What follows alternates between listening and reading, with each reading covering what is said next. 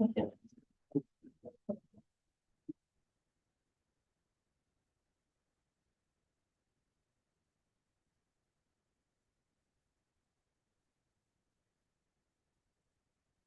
that looks like we are live. Okay.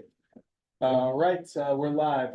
It's 10 a.m. today on September 25th, 2024, and for this meeting of the Grand County Budget Advisory Board. We have the complete board here in attendance: Walker, Winfield, Wojtek, Hackwell, Vowles, and Throgmorton here in person. Treasurer Kaufman in attendance virtually. We'll move right along here to the action items. We have one scheduled action item, which is the approval of draft minutes as presented for this Budget Advisory Board meeting from September 4th and September 18th of this year. I would entertain the motion to approve those minutes so thoroughly prepared by Miss Jenny Beth Jones. So made. Motion by Winfield. You have a second. Second by Walker. I'll call for a vote. All those in favor, raise your hand or say aye. Aye. And that, thank you. That vote passes unanimously. We'll move right along to presentations and discussions, and I'll hand it over to Budget Officer here, Stephen Vowles. Thanks.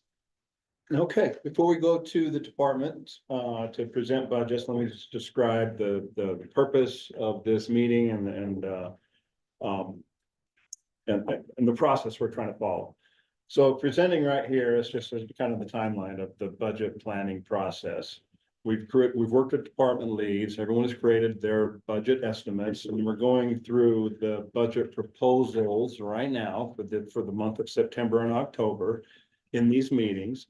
So this Budget Advisory Board meeting is really to review the proposed budgets created by department heads and the clerk auditor's office to just review, flag any complexities, considerations, or concerns. There's not going to be any approval or denial of any budgets during this budget proposal exercise. At the end of this Budget Advisory Board period, by 11/1, this board right here will recommend a tentative budget, and at that point we'll get to balancing and approving or denying budget requests. So today is a presentation of the budget for review and discussion, and we have a tight schedule today, so it might be a little bit quick, but we prepared a little one-page summaries for each department, and we are talking through about the airport, roads, facilities and maintenance, the building inspector, planning and zoning, including stormwater, and personnel services and IT. It's a tight schedule, but we'll go quickly. But again, we're just going to talk about, any unique considerations on the budget and make notes for, as we go through the process. I will make a note that we do not include a cost of living adjustment. In fact, Laura and Angie and I and Jenny Beth have worked on salary and benefit. There is no increase to salaries next year. Thank you to this fine work of these ladies right here. But salary increases, the cost of living adjustment will be a separate line item to be approved by the budget and commissioners. But right now, salaries show 2024 state. I guess with that, we can go to our first department, and that would be Kenny Lands Airport with young ladies over here in the corner. Tammy, they lead us through.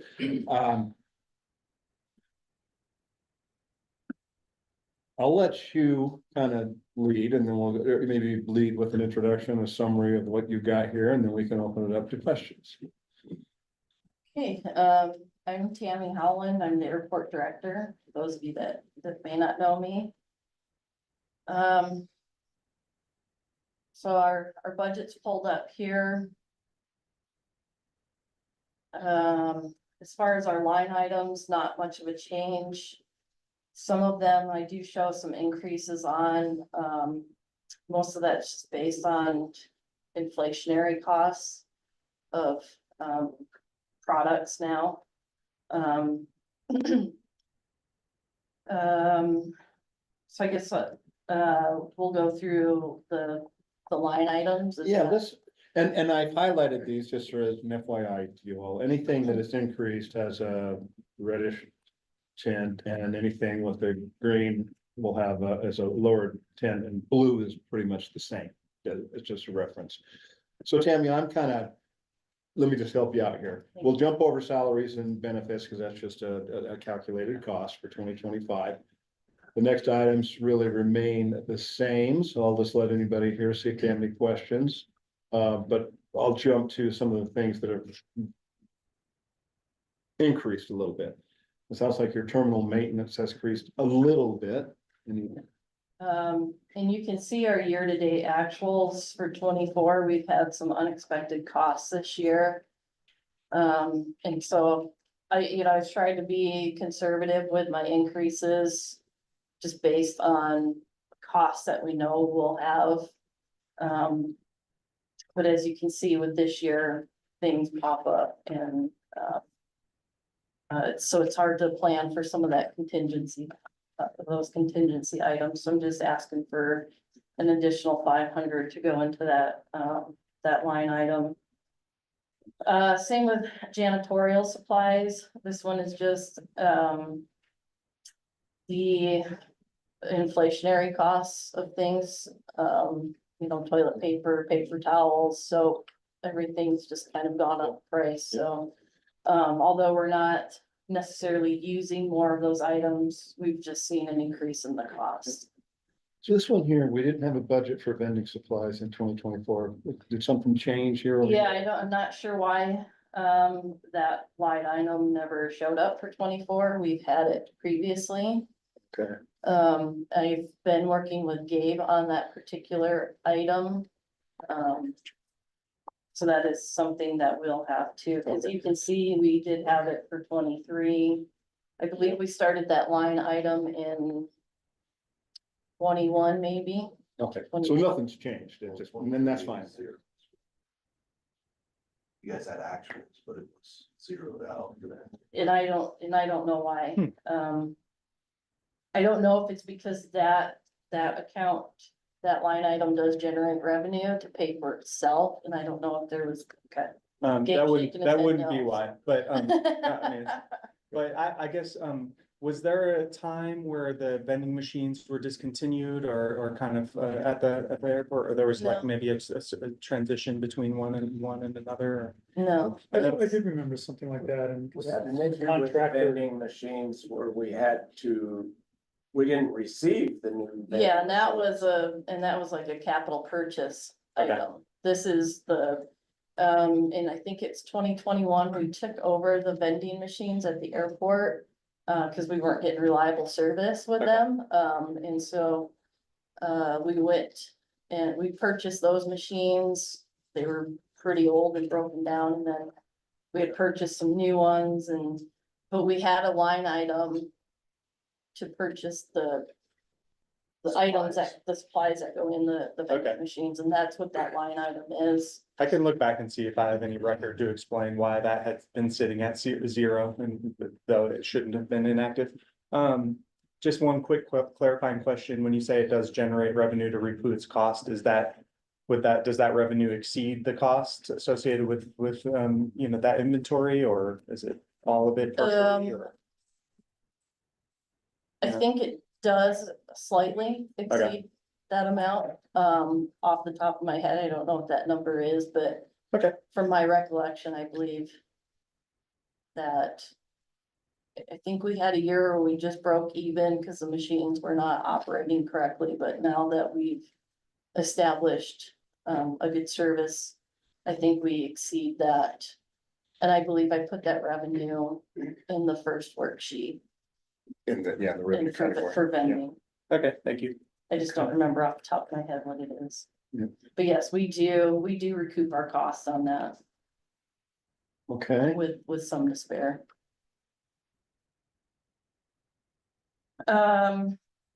Water and sewer system. I do show an increase over 2023. We've had some additional testing added. Requirements from TSA and the state. And then inflationary costs on our chemicals that we have to use to treat the water. We've seen an increase in those, as well as, there's been an increase in the testing costs, our monthly testing. That doubled in price from last year. In fact, they did that mid-year 23.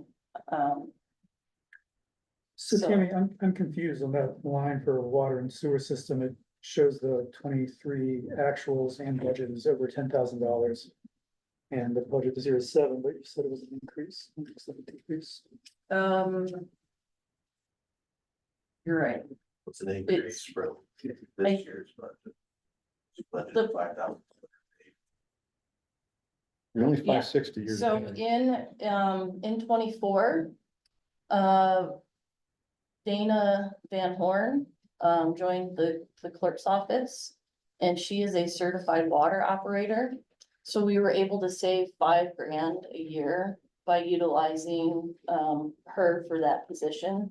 So that's where that difference comes in, Okay, from 23 to leaving that 24. as, so if it costs are increasing except for that savings. Correct, correct. Thanks. So we're still overall from previous years saving, but with the increase in the testing prices and inflation on chemicals.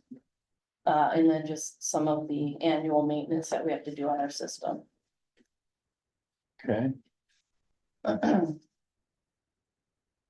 Hangar maintenance. This fund is used for the buildings that we utilize as our operations.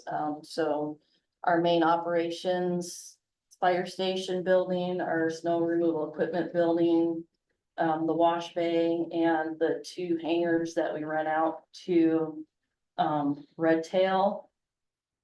I've increased, but as you can see, our actuals for this year, we had 2 instances with those doors where they just blow us right out of our budget. They're the big bifold doors on those hangars.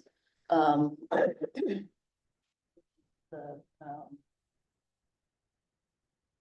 cables on them have to be replaced. It's a big project. And we just replaced those this year, so hopefully we can get through 25 without having to replace those.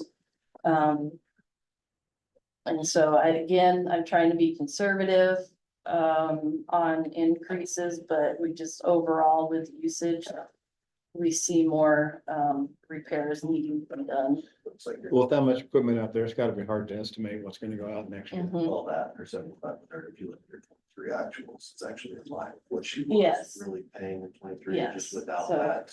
Yeah, The incidents with the hangers this year, so Correct. she's actually in line with what she was spending. okay, Okay.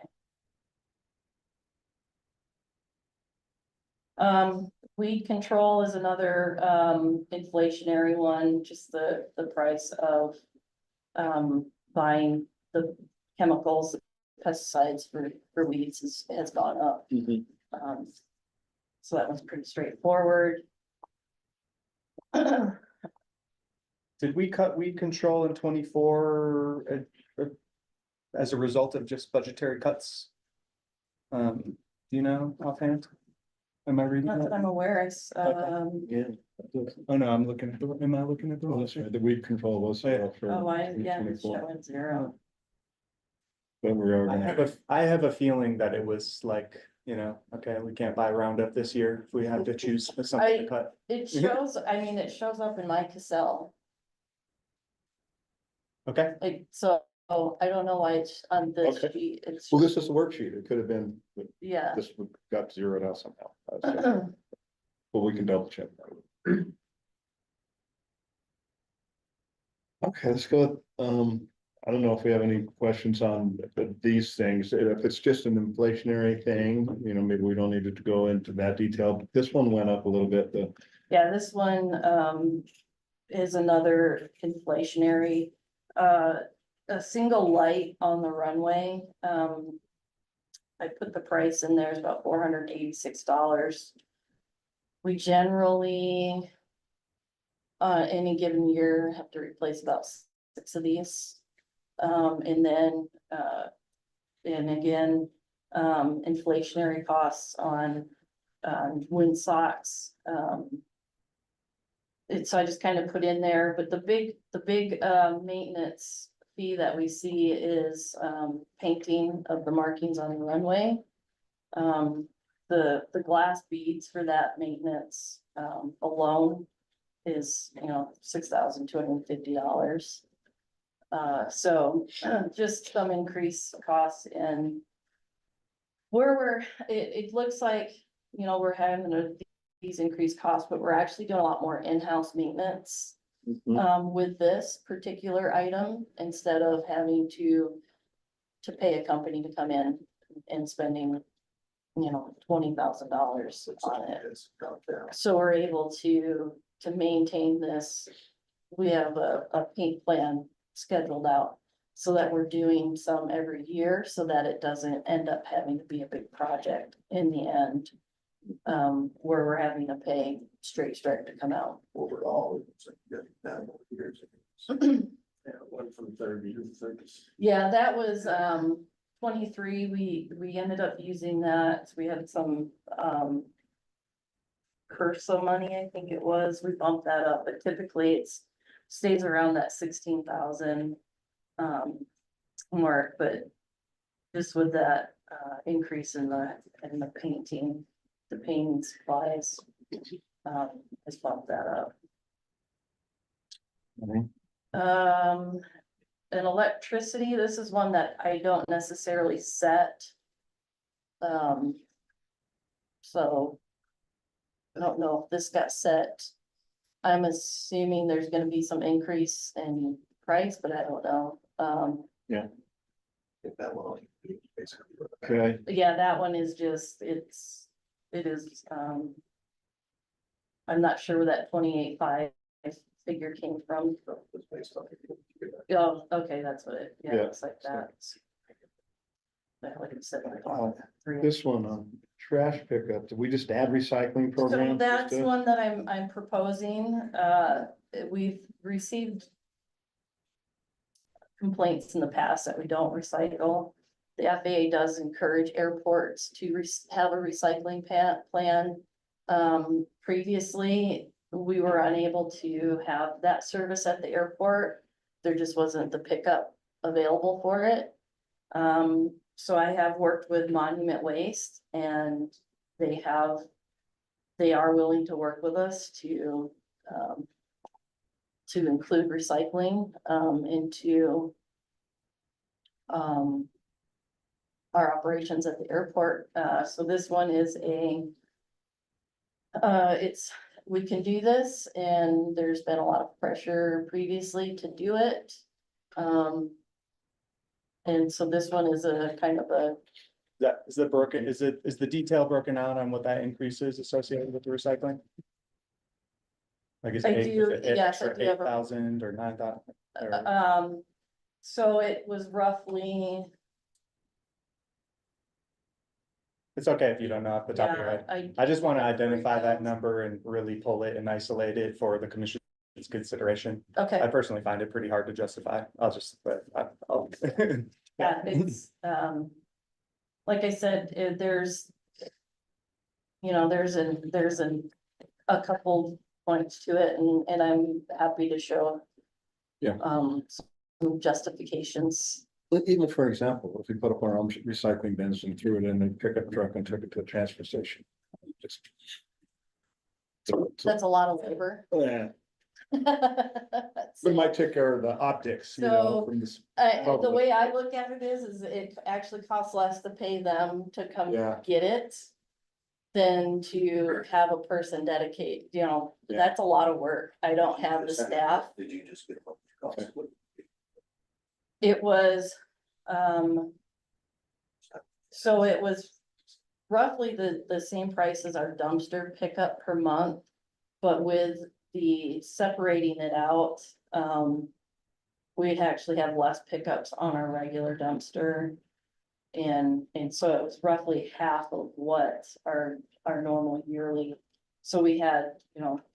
I think 13,000, what was it for this year? Budgeted, you know, so half of that. And so it's and then it would be a once a month pickup on the recycling, Okay, and then it would, okay, let's just make sure that We'll that's make a note. broken out Yes. and isolated, Okay. considered on its own. perfect. Okay.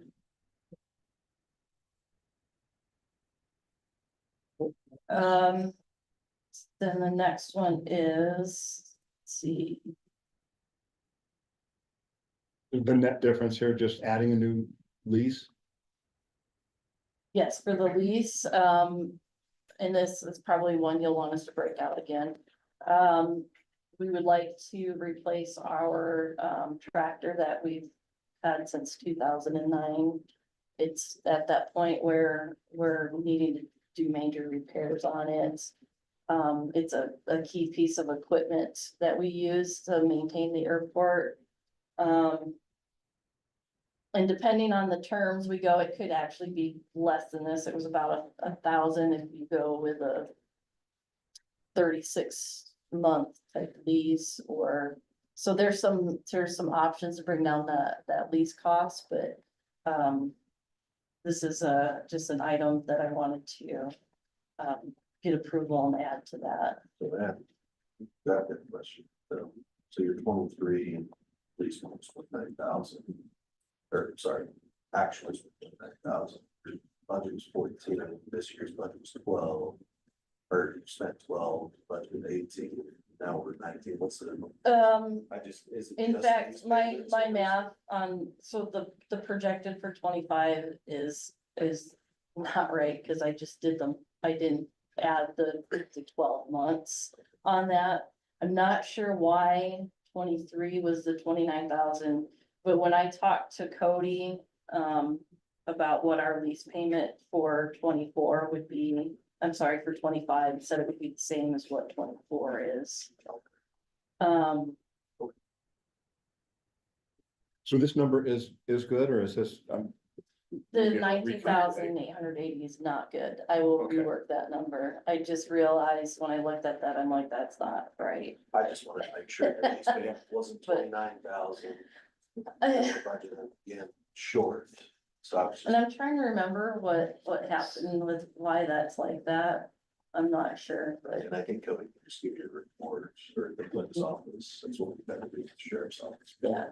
But I did, when, you know, when I talked to him, I said, what is, you know. So the 24 should end up being close or the same as 23 actuals. I'm sorry, budgeted. So I'm not sure why it was doubled in price on the 23. That's something I'd have to go back Yeah, I to. just want to And make sure you weren't shortchanging yourself. yes, I did shortchange myself if we add that tractor lease. So I'll have to rework that number.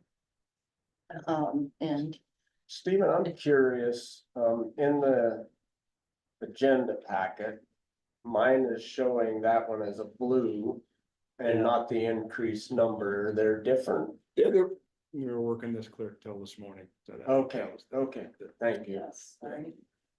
Yeah. We had a deadline of yesterday afternoon, but I was Okay. be paying. Okay, so is this number gonna be materially different up or down? Or just doesn't, don't give us an exact, but you're gonna rework this? I think at the most it would be 12 grand more. If we go with that term lease, there's. Yeah, so that 1,000 was a monthly thing. Yeah, that was Yeah. like the monthly payment on that, and that was the highest payment, and so. Okay. Well, let's go ahead and update that and put some of that maybe just a summary of the details like we have. Yes, and I do have, you know, the estimates That's- for that I can Actually, it's- yeah. um, email out. Okay. All right, now we're coming down to the bottom. Pretty much even here. This one probably requires some Yeah, so there's some details down at the bottom. This is the capital. The building, there is, Okay, so just to help me out though. Okay. This is a new capital building request on top of. Well, then I can maybe a question for you. Is there a fund for airport capital projects or does that belong here? As far as I'm aware, Is that- all the capital gets entered in, you can correct me if I'm wrong, all the capital gets entered in right now during the budget advisory board process, and then after the commission approves it, Mhm. all the capital money gets moved to capital projects. So I'm just wondering if this belongs here, this. I think it does right now, and then it gets moved after it's approved, Oh, okay, if it's approved. okay. From my experience, still the capital. Yeah. So Tammy, is the expectation that most or all of these proposed capital projects will be covered by grants? there is a chance that most of, all of those will be covered by a grant. And I hope to find out by the end of October. If we get that grant or not, that was a competitive grant, and so. But I've included these because these are, structural issues with our terminal buildings that need to be addressed regardless of, whether we get a grant or not, specifically terminal roof and the foundation repairs. Obviously, some of these other ones, if the security cameras, and the control access is, I've been working with Matt on this, and I think he's probably proposed it in a different way, but I wanna make sure it's put in my budget here somewhere. And then the parking lot lights, again, those are things that as the commission, you can look at and say yay or nay. This was, we did a security, risk assessment at the airport. This was identified as, the high risk area. Second to the lack of security cameras and, some other, infrastructure with, technology that we're lacking. The water pump, there's a state requirement coming that requires us to have a backup water pump. Tammy, a quick question, sorry, I just see the sum here is 425 I think there's, and this is 228, was that a netting effort or just? Is this number? I think it's a error in the equation. So your total is 424, for capital grant. No. If that math is correct. We'll be sure on all these capital projects, Yeah, you know, we that's- don't necessarily I need to list dwell. them out and then Yeah. it was just an equation in there and looking at that. It may be close. I think the important thing moving forward is to identify things, as you suggest, that might be required, that just there's no choice but to fund those things. Yeah, As well as things as information rolls in about their being grant funded. Those are gonna be the really key details as we compile these requests for the commission consideration. So let's just make sure those details are secured for that time. the airline advertising reimbursement, it's a detail, but it should not be with the capital projects. This is one that, essentially just needs to be a line item. Because we do, part of our contract with Contour Airlines is they, put $25,000 of advertising, for the airline service into the airport. And that's something that we do and they reimburse us.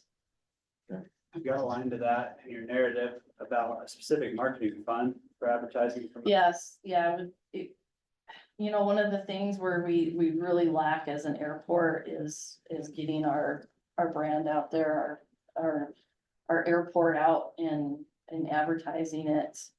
And it just, there's a lot, I've done a lot of work and research, on where, you know, we need to be. The biggest thing I see as a potential need is is a better, website for the airport specifically. It just is. You can do a lot more things, it's more animated, more, Is that something that we could ask the IT to help us with some recommendations on? Where would Sure. we go? Because if we're wanting to do that, and I certainly would be supportive of it, it would help the commission, I think. If we saw that X, Y, and Z companies were willing to do something, I mean, that's, maybe I'm asking a question everybody else knows the answer to, but. so I did, at one of our conferences that we've had, not this last one, but, one last year. I did reach out to, a company that was there and they specifically just do airports. And to set up a website, it was roughly $16,000, to add something like that in. And I would think that that's something that some TRCC funding, could help out with. And again, we do have the 25,000 to help promote the airline. So there's that funding that's available. And so, whether or not it's Matt that sets something up, or we go with a company that specifically, or we even use Loves, I'm not sure. But there are companies that do specific marketing for airports, to help get that brand out, to bring people in. I would agree, just to make a line item to a market, that way it's laid out. Yeah. With this stuff, So that shouldn't be capital. would that be a part of our recommendation to the commission then, as the board? We could say, hey, we're in agreement, or we voted on a separate marketing line item. Yeah. Well, let me propose something here for the board. I think, given that we have this outstanding question about the capital projects number and what line items we need to address.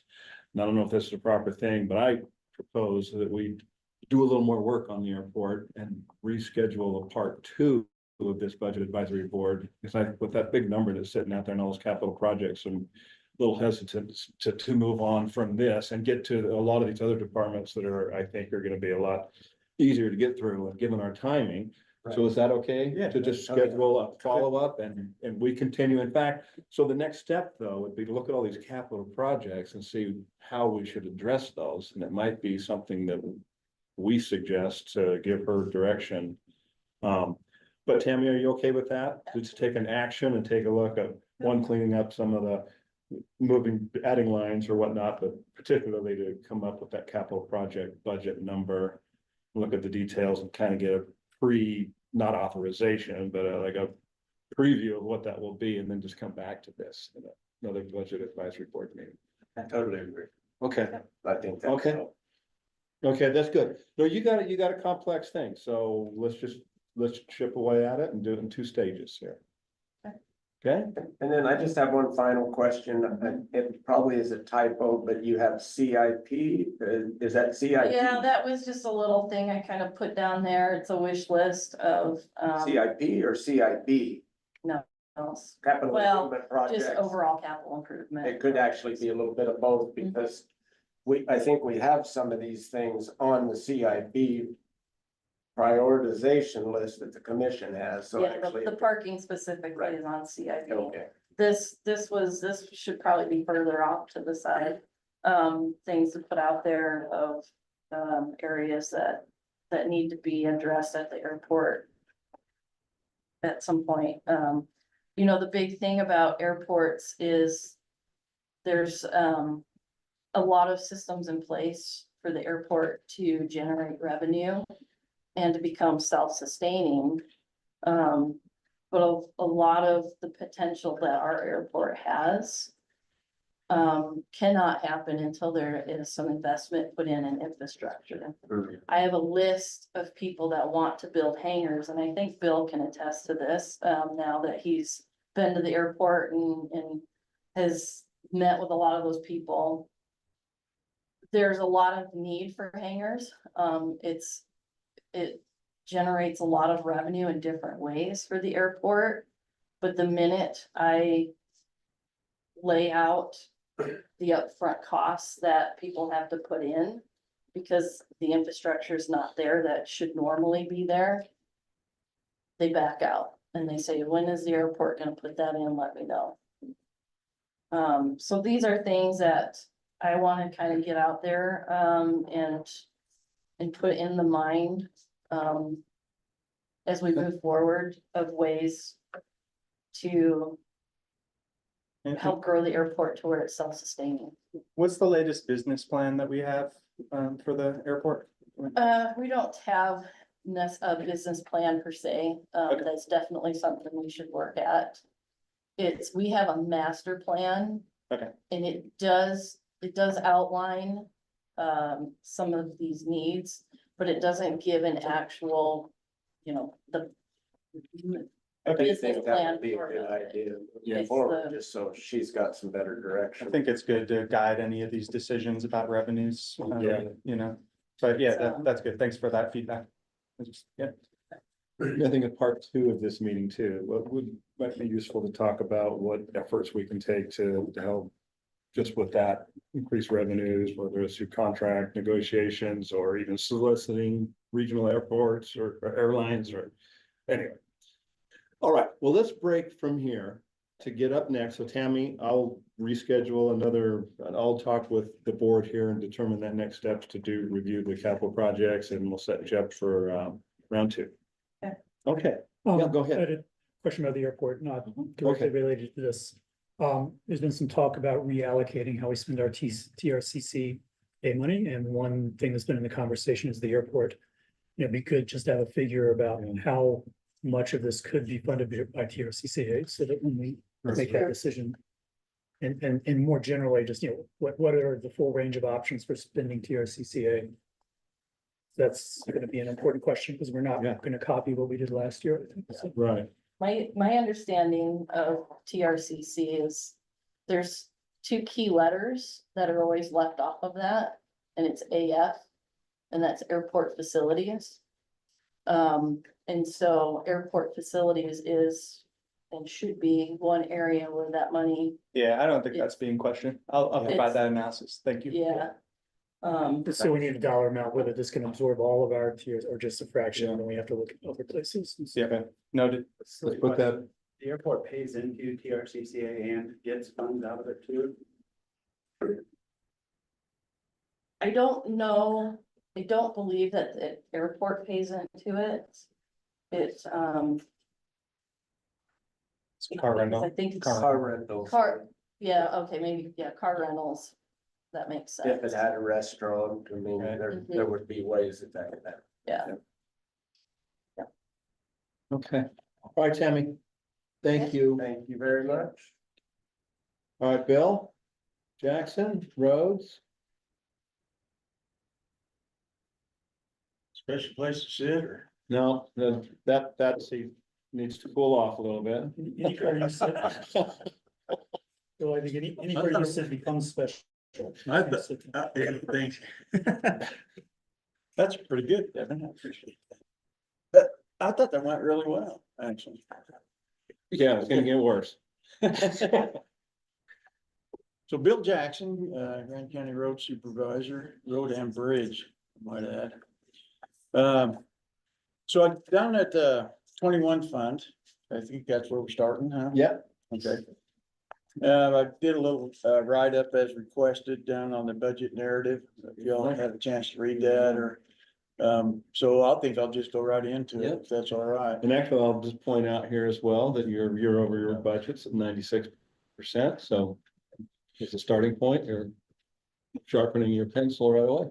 Yeah, so I just will entertain questions. Good. I think we're just pretty well set in there, so. No, I appreciate that. Let me just kind of walk it through here, salaries and benefits, are just calculated. Sure. Most everything here, even if it's gone up, is a little bit, and I don't know if anybody wants to ask questions here, but I'd imagine that's probably inflationary. It's just pretty much guesswork right at this point. Yeah, it's actually going down in budget in a lot of areas. Is this one right here, is this new piece of equipment or something, or On the special highway, or on which one? they have highway project, special highway projects, yeah. Oh, okay. Yeah, that's basically a rental for the crusher, I think you're talking about. Yeah, Yeah, is trying to get what we did last year is we rented a crusher and put it on our Murphy pit and crushed an inch and a half minus type material, and we've got several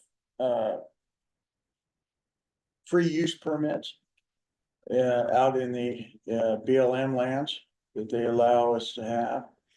And some of that material just, to make it more usable, just needs to be sized. And so that's what that's all about. Just, and it's a portable crusher.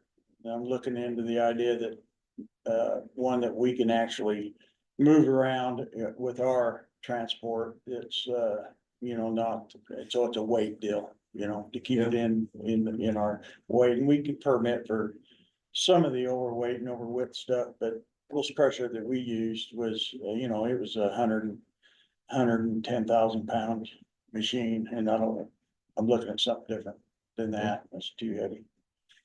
So I've got a line on that, but I'm just going off the prices basically for what we had spent on it last year.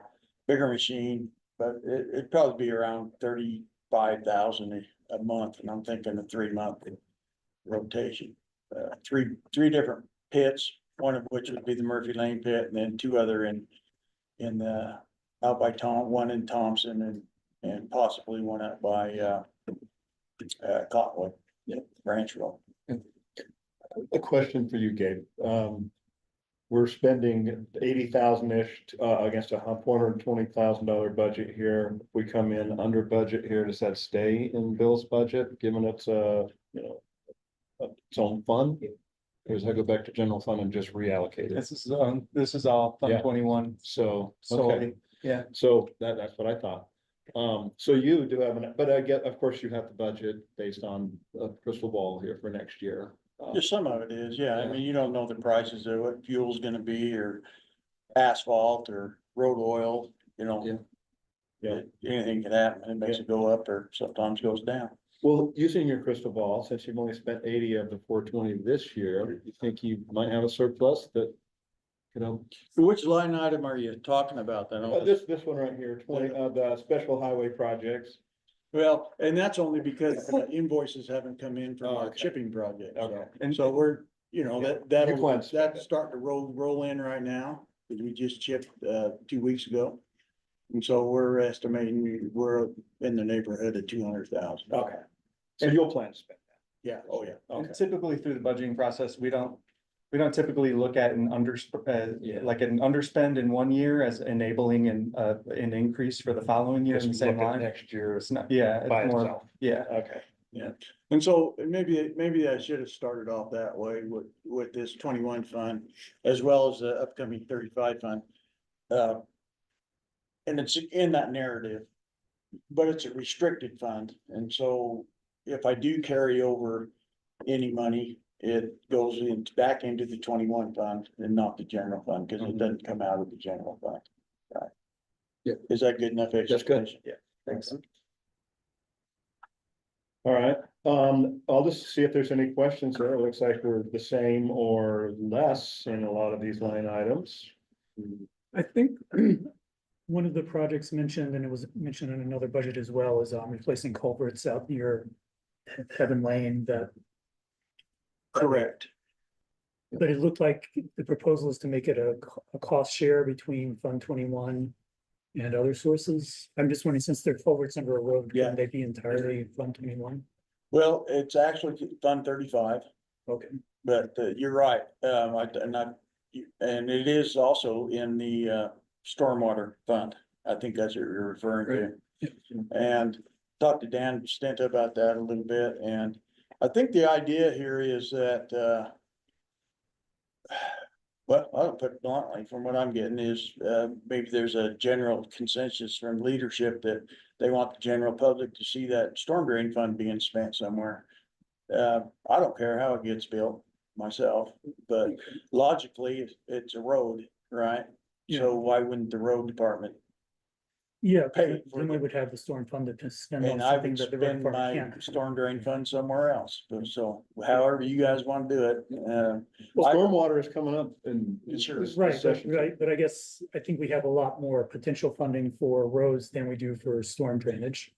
yeah. And so So- it doesn't make, if we've got a choice, I would always go with the road budget. So, you know, however it gets done, I just will say.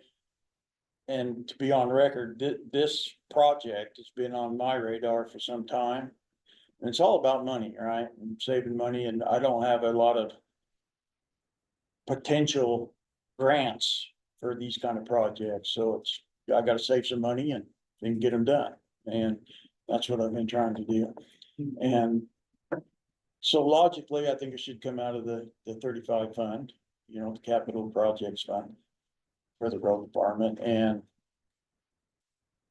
I've had this on, in my budget for next year, probably 3 months now, you know, so it wasn't a byproduct of the storms that hit. It's already budgeted for, before that storm even rolled through there. Okay, but previously it was budgeted to be entirely Fund 35 and then the funding changed? Or- Well, I think it's just a matter of, Dan and I talking about, you know, projects we wanna do and things like that, and the idea that, you know, they wanna present to the public that they're gonna spend some storm drain money. I would put it somewhere else, but. Okay, Because I mean, I guess I'm, you know, for the reasons I said. Yeah. Yeah, I think spending the storm drain fund, that's great, but let's spend it efficiently on things that we can't fund in otherwise. It's. You know, we're not just trying to make a show of spending it, we're trying to spend. I it don't see a efficiently. problem with it either, and I really think that the recommendations coming from Bill and. Dan, and where that happens is what we really need to listen to. Are you gonna stand up for Dan to join here? Or I certainly can, yeah. maybe that'll be useful. And then we can first decide what and how much we need to spend on storm, and then we can figure out how to, where it's best comes from. So however it tips, I'm good, but I'm good for using the B road money on B roads. Okay. I don't have any questions on this. I mean, this is pretty Yeah. straightforward. Yeah. Looking clean. Bill, are you contemplating the addition of any new electronic speed signs? Has that been requested or contemplated? Hasn't been requested. I think Sandplast requested it, but they just went and bought their Okay, own. got it, yeah. Man. Okay. I think we're gonna install them for them, set them up for them, but, Okay. other than that, I can't think of really any other place, citizens or otherwise. So how many of those do we have now? We've got 8 right now. We've got 2 of them down. We're getting, I noticed the one on South Murphy. never they're down and sent back under warranty. Yeah, we've had 2 of them we've had some problems with, so, Those are the speed warning ones? yeah, and the radar and, Right. yeah. Counters, the cap traffic as well, real handy. And expensive, but handy. I don't have any other questions on, actually, the one question, you talked about a hydrojet that was already in here. Is it? Uh-huh. Okay, so that hydrojet was a flood mitigation tool that Yeah. we could use as well. Yeah. It might be worth calling out that that's part of your Sure. budget. And, you know, we'll use that for all over the county, you Yeah. know, for culverts and whatnot, Yeah. yeah. Okay. Dan did bring up, and we could talk about that later on too, but that maybe it was more appropriate to spend the flood mitigation on that. Particular piece of Mhm. equipment, but. I guess that's a toss up, but. Okay.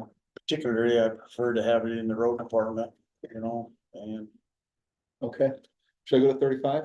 so I'm good with spending my B road on it, cause I'll use it more than anybody, so. Yeah. Sure, I'm ready for All right. 35 if you guys are. 35, no, actually, yeah. So am I correct that it like. Fund 21 contributes into Fund 35, is that how it works or? Pretty much. Yeah. Yeah. We just will allocate some. 21 fund into the 35 for special projects, I guess. And what's the fund balance in funds 21 and 35? I think 21 is I think it's calling out for like 6 million. But I think that's a misnomer a little bit. I think that was where we got that, RTIF money in January got thrown, put in there. And so that's why it looks inflated, but I think that's something we need to flush out and maybe add a little more to the 35 fund. But it really would not affect this budget at all, so. But yeah, it all comes from the 21 fund and then it gets put into 35, transferred over to 35 fund for projects.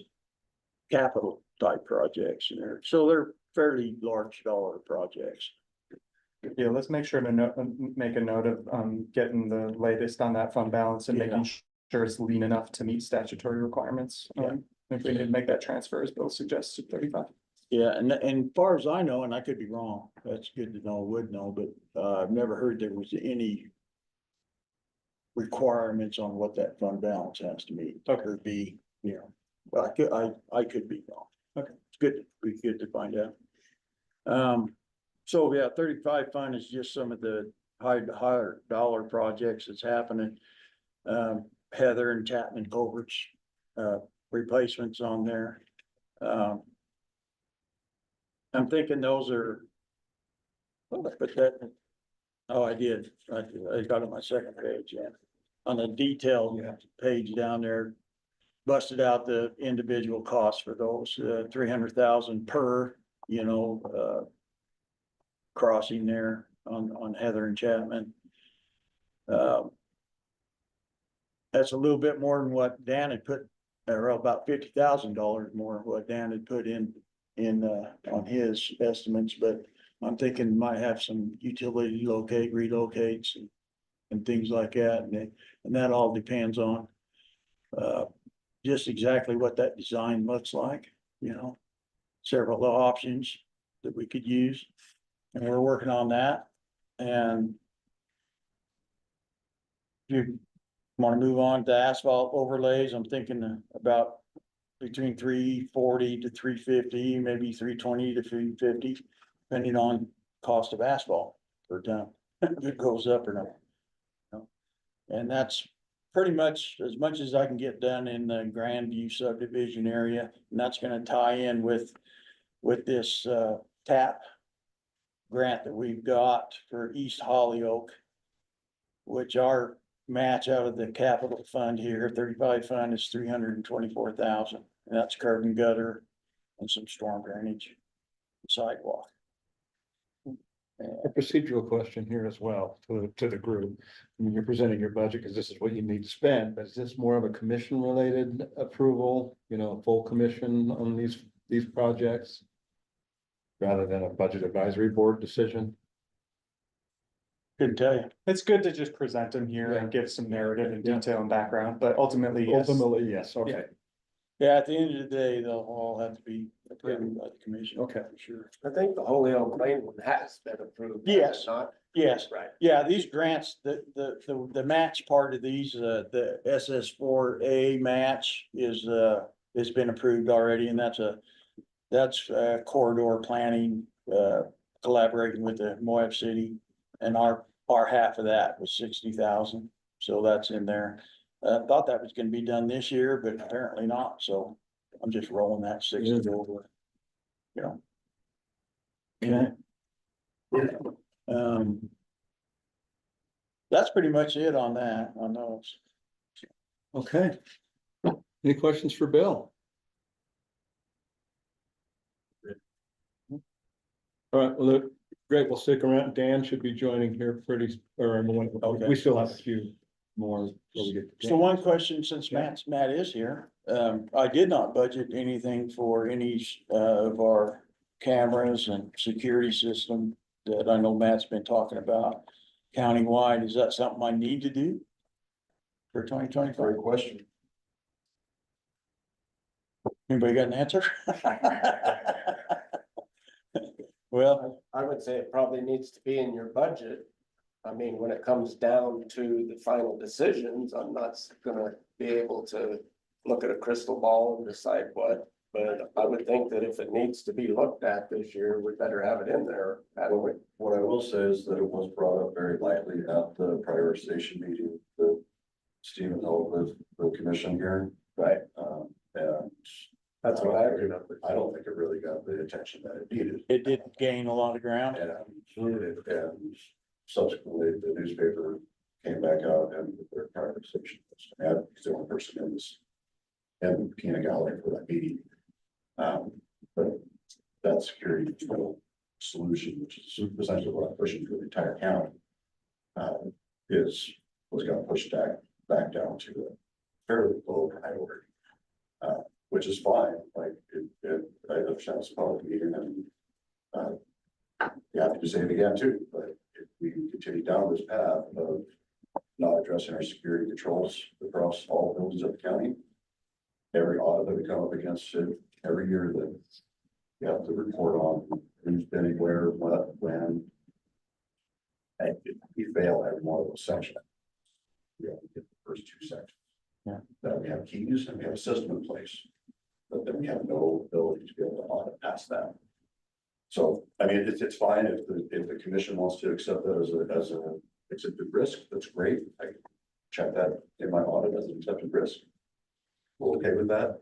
We don't need to overcomplicate, I think, but at the same time, there's lots of departments like Bill, airport, Posta, this building, sheriff's office, everybody has a demonstrated use for it.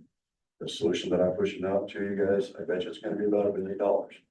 Which Yes. in my mind says it's a capital project, so I don't think it necessarily needs to be in anyone's personal budget, but maybe an overall, like, a capital project. In that sense, that's all I'm getting is with this prioritization.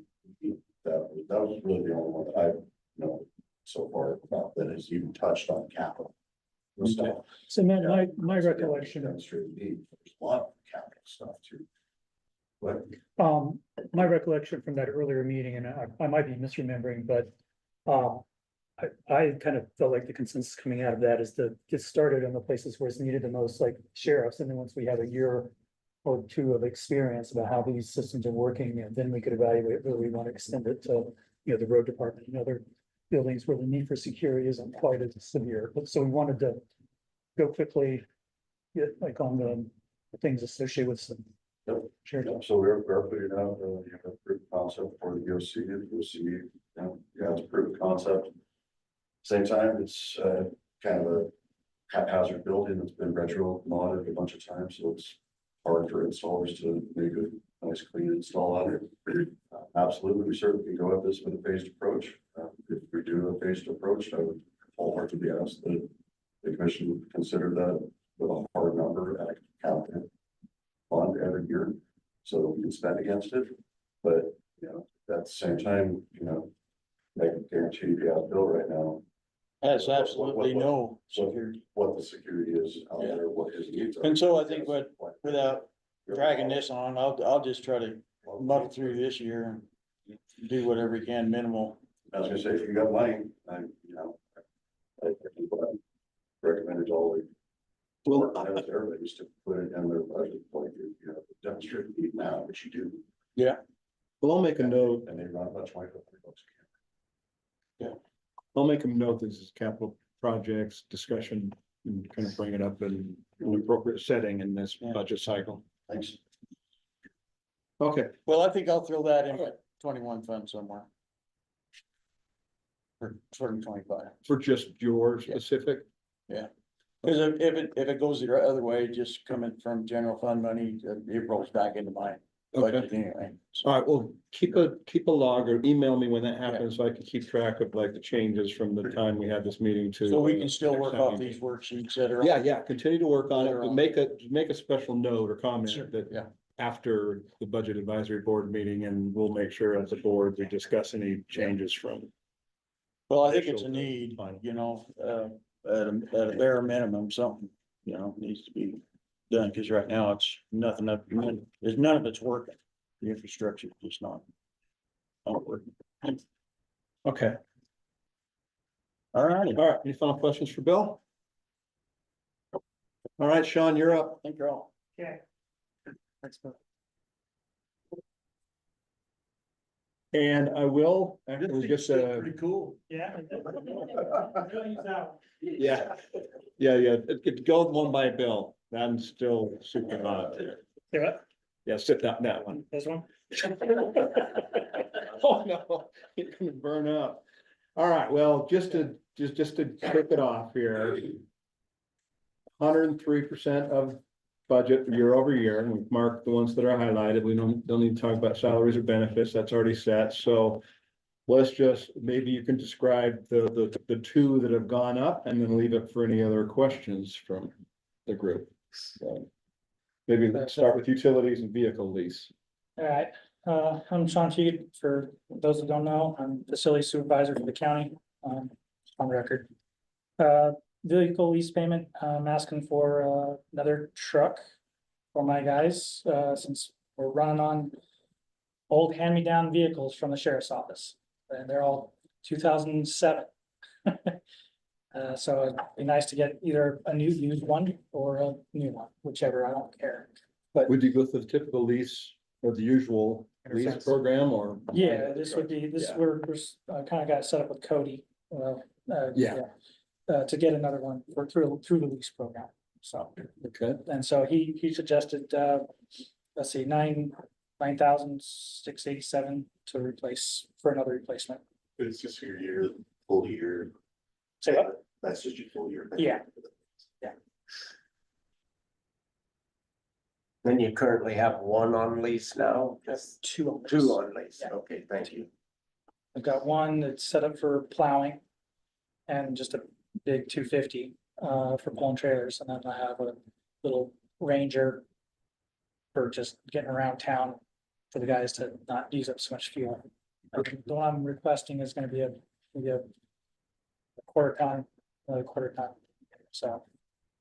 You guys planning on selling it? The Ranger, I'm happy to trade it in whenever they want to, whenever it seems fit. The 250 is a little more difficult since it's got the plowing equipment on it. They'd have to retrofit every new one that we get to fit the plow we have, so. Kind of gonna hold on to I that. was just curious. No, yeah, I get it. So.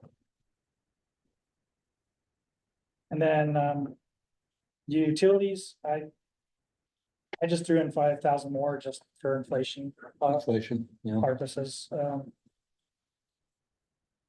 I have no idea what utilities will be from year to year. So. But that seems to be right at the 90,000, depending on the year, so. And then, the other one, I'm hoping to get a little more money for schooling for my guys, just to send them through courses, just to keep their. Now, they do a lot of things, they do electrical, carpentry, plumbing. It'd be nice to get those trades, just kind of refreshed in their heads and learn stuff, so. Asking for $1,000 for the USU program that they have, I think it's $250 per person per course, so. I just threw in $1,000. I've got a question on the utilities, so.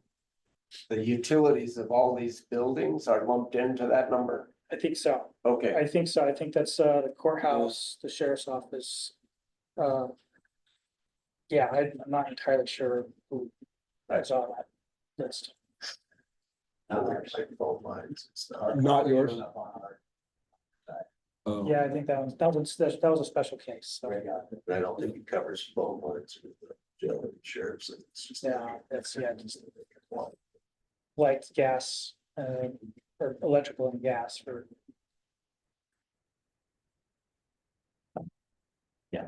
that's the only question I had. I don't have any questions either. Okay, all right, So this is step one. all right. Don't go buy your leases yet. Dang it. Yeah, I told you it was gonna be Uh-huh, hot in that seat. uh-huh. But anyway, no, this is, you heard it earlier. We're just kind of just reviewing your budget as you presented it and Okay. don't have any questions at this point. Cool. Anybody else? Okay, thank you. You're free to go. Let's move on to Bill. And we'll address capital improvements a little later.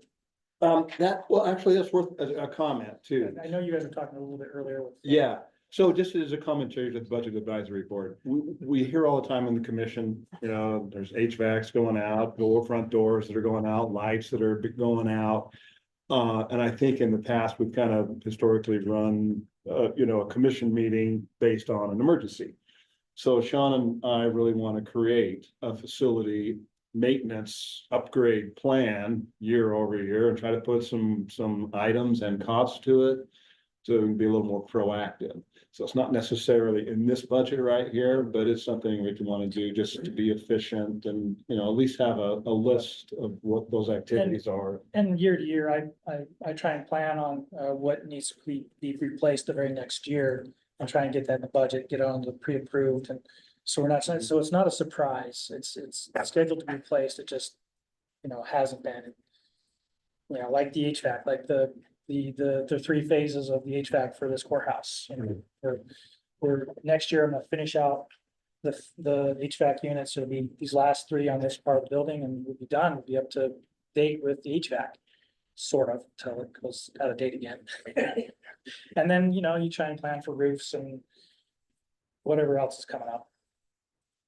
So, That's good. Then it'll so, be, yeah, just, we'll continue to work on that together. ask for money later. But we'll have a capital projects discussion and we'll Okay, certainly reintroduce that into that.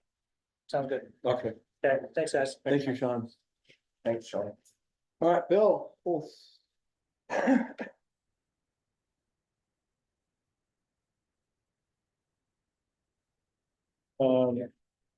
And I'll kind of kick it off a similar way. Your budget looks good, 100% year over year growth.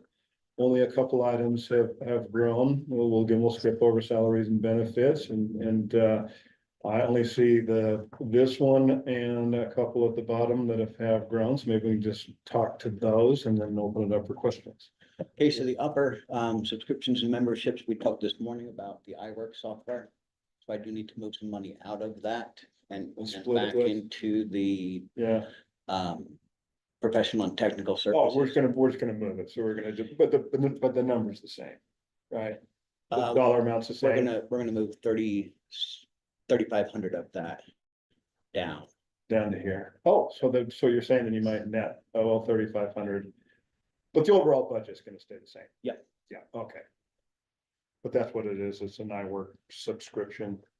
Yeah. Software. iWorks, Bluebeam, and then all of our certification memberships, ASFPM for the floodplain and NICC certifications for building code. And the state license that's required. for the building standards. Okay.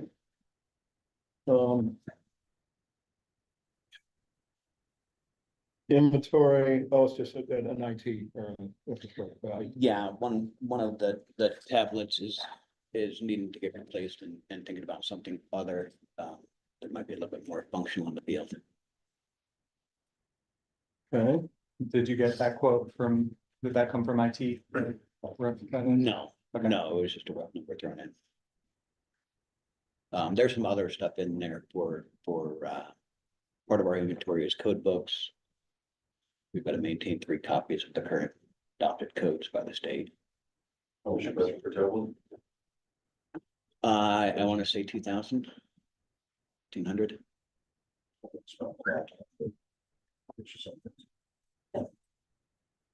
you guys both do? Was that? tablets? Do you do tablets both this year? No, just the one, just Corey's. And we're not sure if we can do a new tablet or go with a tough book or something like that. We're gonna talk with you about what would be best for what we do in the field. Figure out what your both options. okay. Schooling, looks like you just have, is this higher education schooling? It is, right? This is Yeah. continuing education Yeah, mostly. continuing, yeah. We have to have, I believe I have to have 42 hours. Continuing education just for my building inspector licenses and then another 16 for floodplain. And we've all got licenses and certifications that are required to be renewed. Mhm. Does this follow the HR higher education policy or is this separate? So it is part of the HR higher education, so the tuition reimbursement also would come out of that line item. Yeah. That is something that a employee is seeking. It's a prerogative of an employee, but this is separate. This is for your certification. This is for right? certification, yeah. Okay. So that seems a little bit, I assume there's some kind of maximum amount that can be reimbursed for education. There is. So if you're someone like Bill, who's just required to do schooling to keep his license, but if he wanted to do some additional schooling on top of that, it seems seems like you're being treated unfairly if it's counting against that quota. So I don't believe that the training that Bill is seeking for to keep his certifications is necessarily a part of that tuition reimbursement. Oh, I So, thought you said it was, sorry. it comes out of the same line item, and it needs to be accounted for during budget season if you have an employee who is going to be seeking tuition reimbursement for the next year. Okay, but he's not using up his general continuing education budget. Like, No, those are kind of two I'm too separate. old to go back to school. All right, any questions for Bill? Keep up the good work. All right, thank you, Bill. Appreciate it. Thanks. All right, and I do want to recognize Dan Stenta has joined, and he'll be coming up next with planning and zoning, and then stormwater coming up together, and we do have Amy here for stormwater, so, or I'm sorry, for planning and zoning, and so come on up.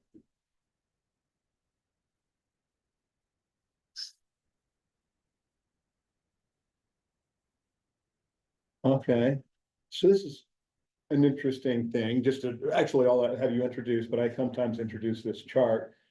98% of budget from last year, but there's a lot of orangish, reddish colors here that numbers went up. So that's an interesting observation right off the top of my head, but anyway, I just make that and I'll go ahead and introduce yourself. And Yeah, I'm Amy Weiser, the new planning director, and Dan is online too. Engineering is also under the planning and zoning budget. So he's here to chime in on any engineering questions and things like that. So right to your question, Stephen. So the one of the items that's really going down was we had a planning grant in last year's budget of 64,000. And so that's dropping to a different grant of $25,000 for this year. So there's a big difference between those line items, which allowed us to move things around in different categories. right here, If that answers Yeah. that question for you. yep, that's the big drop right there. Okay. Okay, And I'm still getting a handle on things. I think this is my 7th week, so I'm still kind of learning how our budget works and how we do different things, but our budget is remaining essentially the same. One of our increases is last year, we didn't budget for utilities costs because we moved to the planning and building and engineering building in 2023. So the 2024 budget had 0 for utilities costs. So I've kind of projected out based on what we've been paying so far. And so that's a new number in there. And building and I were a little, I think Bill forgot to ask if the building department and the planning department are sharing those costs. We weren't entirely sure. So that was one question that we both had. I'm sorry, which line item? did you say? Utilities? Utility, okay. Yeah, so we just weren't sure. He said he finally saw something in his detailed ledger like last month. He finally got a charge. So we just wanted to see, we wanted to know if we were, and that can be answered later. I can, That's one of my I'll follow up questions. with that. Yeah. Or how we're charging it to when we Yeah. actually make the payment. Yeah. And then, let's see. So that was, utilities increased, and then, so this 2024 budget, we had a consultant, CPZ, to work on our land use element plan, land use element update of the general plan. For 2025, I'm proposing a professional land use consultant for the land use code update. So, there's a little difference in those costs there. And then, let's see. We're looking at reclassifying one of our positions, so that'll come later. So that could mean an increase in 110 for salaries, but we'll see. And Do we, then, actually, a quick question, is Yeah. that included in here, Laura, do you remember, that's that reclassification, or do you know? it's new, that's why I'm Okay, it's bringing new. that up, Okay. yes, yeah. And then, let's see. Hang on, let me get back to where I was, But, I'm sorry, yeah, the reclass of the personnel change, that will be for 2025, and it's not included in the budget right now? correct, we just Okay. started talking about that, so that's why I put a little note that Okay. that may increase depending on the county Okay. commission and if they agree to do that. Okay, so that's a conversation over the next, well, November 1 is where we want to have the budget tentative, so ultimately the objective is to have all this in by November 1, and when Okay. the budget advisory board finalizes it. Okay, This is one of our last budget board meetings, talking about classification position, so. Yeah, there is a special one for just that kind of stuff. So, and Stephen, I think there are a couple others that will come during that time. Yeah. Some requests for reclassification, so. Yeah, okay. I think that's that same board where we'll actually look at the cost of living adjustment across the board and as well, all kind of personnel related stuff. Okay. Back to you, Amy. yeah, and then another proposal I have in here, and I'm still needing to discuss more with the attorney's office, but I'm also proposing the potential to get a land use attorney on retainer. So that's another proposal that we can all talk about. So And what line is that? What line are you looking at? that would be under professional and technical Okay, services. yeah. Yeah. Okay, right. So otherwise, everything is, pretty much staying the same. Slight increases here and there for, increase in cost, a little increase in travel. I'm hoping to send staff to more training, maybe get some training for the planning commission. So. And then also, I did have a quick question, since I'm new and I don't totally know how things work. I noticed that our vehicle lease, I found the copy of the lease and it's a 60-month lease term. I was just wondering if that term was standard. It seemed kind of long to me. Maybe correct me if I'm wrong, but as far as I'm aware, they do that, but they can sell vehicles as an enterprise, like if the market of it goes up, and they can come in and sell those vehicles at that time. And they get new vehicles, I think that's why we went with enterprise, it's that way, like, market changes. Vehicles, so I think that's why they did the 60. Okay, but that could, That would be one code. yeah, I was just wondering, so. Okay, I'll ask more about that later. Okay, any questions for me? Besides what you already asked? I've got a note on the one here where you've got code enforcement junk. Yeah, I know that hasn't been done for the last year, and there was Yes. some discussions as we are working through the Thompson Springs replat or plat adjustment, I think it's being called now. yes. Yes, Because there's gonna be, when those property lines change, there's gonna be one homeowner's junk is gonna end up on another homeowner's land, that there might be some value in us putting Yes. some dumpsters out there to help with that. And yes. And I talked with Brandon, our code enforcement officer, and my note does say we haven't done one this year, and so he would like to, he did talk about the need for maybe doing that out in Thompson Springs in 2025. Right.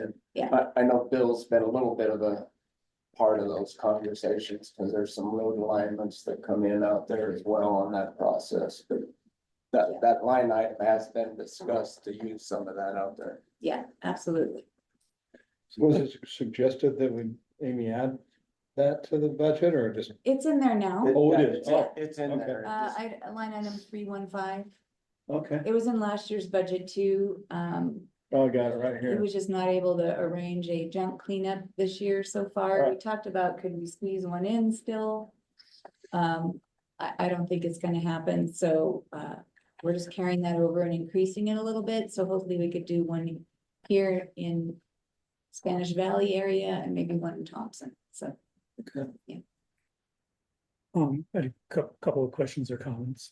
One is over the past few years, before your time, there's sometimes been frustration on the part of commission of the pace of planning. And, sometimes that's due to measures be under control, but I just want to if you could think of ways that hiring additional consultants or spending an extra amount of money on consultants can speed that up, it might be an option worth presenting to the commission. We've been, Mhm. it might be the budget's tight and we want to do that, but at least knowing that we have the option to get more, because I think at least, a lot of it occupies a lot of our, planning and zoning is one of the main things that the county does.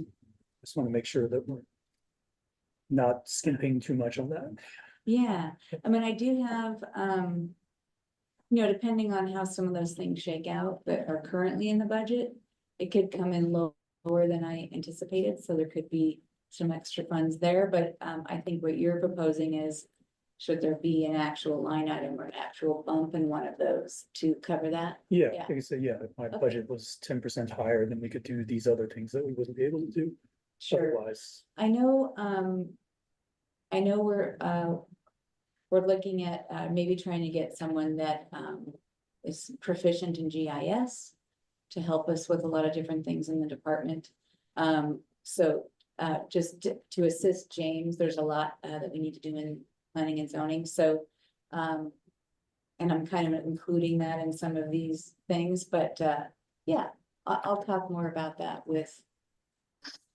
And then the other comment is, having a land use attorney on retainer, is that something you've coordinated with the county attorney's office? Because No, I sometimes they get touchy. Oh, I know. No, I emailed Steven and said I'd like to talk about this, but since the meeting was today, I put it in there and we still need to talk about it. I think it's a good idea.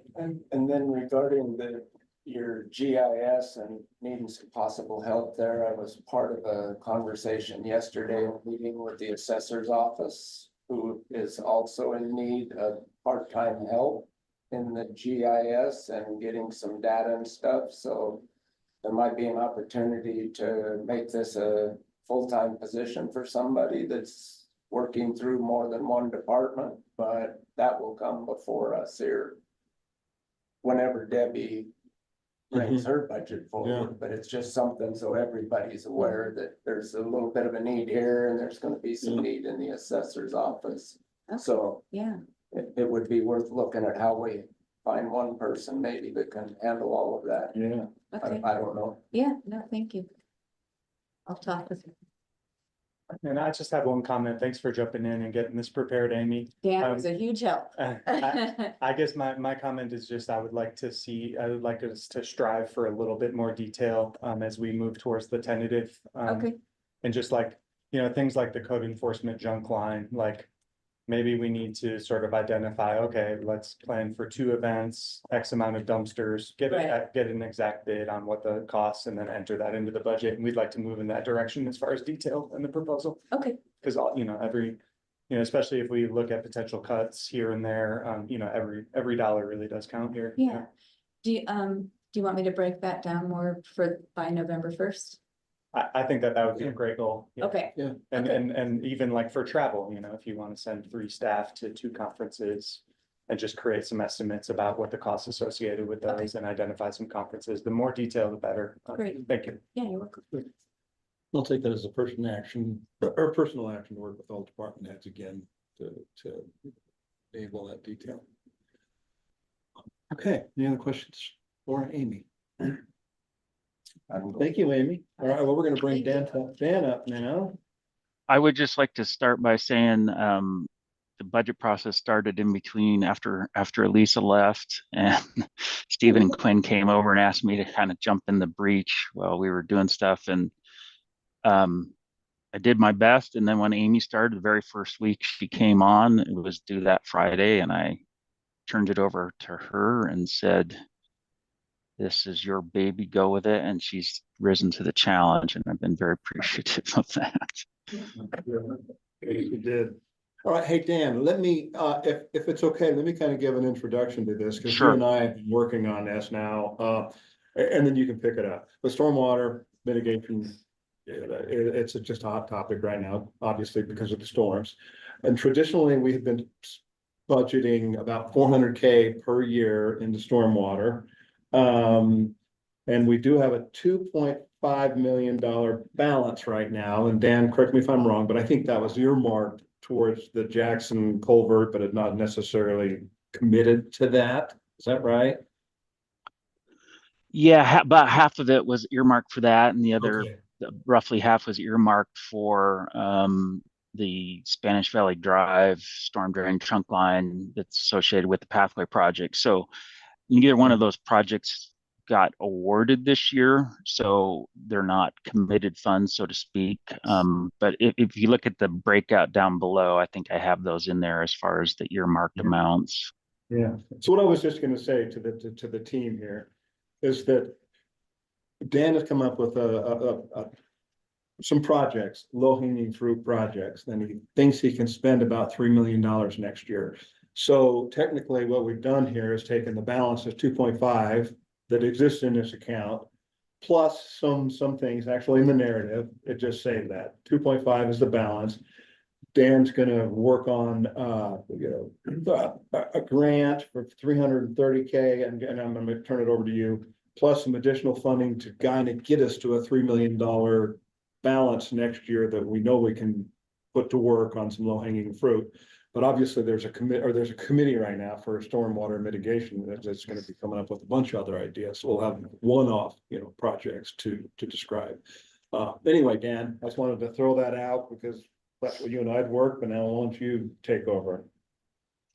Yeah, I guess I'd like to start by pointing out this is not an operational budget. So there's no operational costs out of this. This has been basically a capital improvements budget that was created by Chris Baird for the purpose of starting to move some fund balance monies for having some money available to do projects. And so over the last 6 years, 4 of the last 6 years, there's been some transfers from general fund balance into this account that has created this balance that we have right now.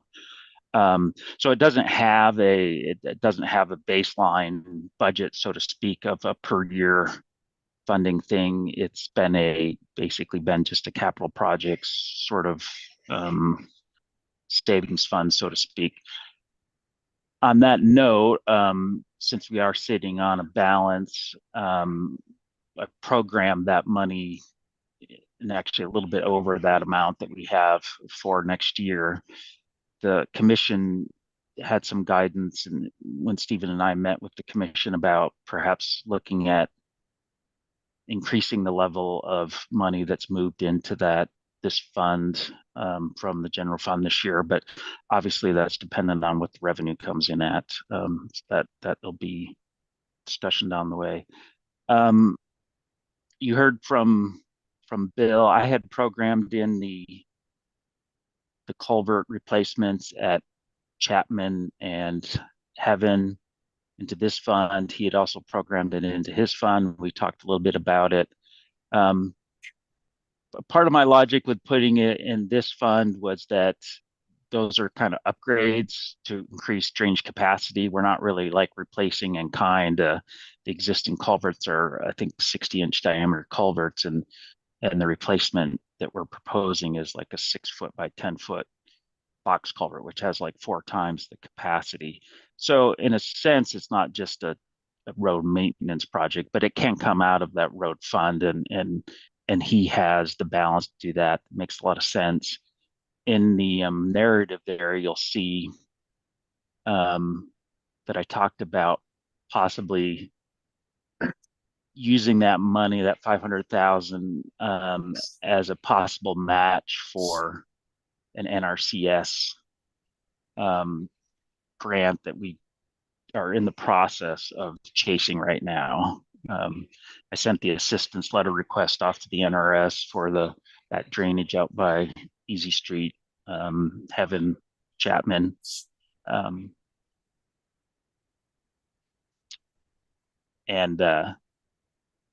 Depending on what that comes in, the next step in the process is a damage assessment. Then they send some technical staff down to see what, make recommendations on improvements, blah, blah, blah. But probably if we drop those line items, we should sort of keep that money, or at least most of it, in reserve for a possible match on that grant, because that's an emergency program, those funds do need to be expended next year. So depending on what we get, it's a 75-25 split, the NRCS program. So they would fund 75%. We'd be responsible for funding the remaining 25%.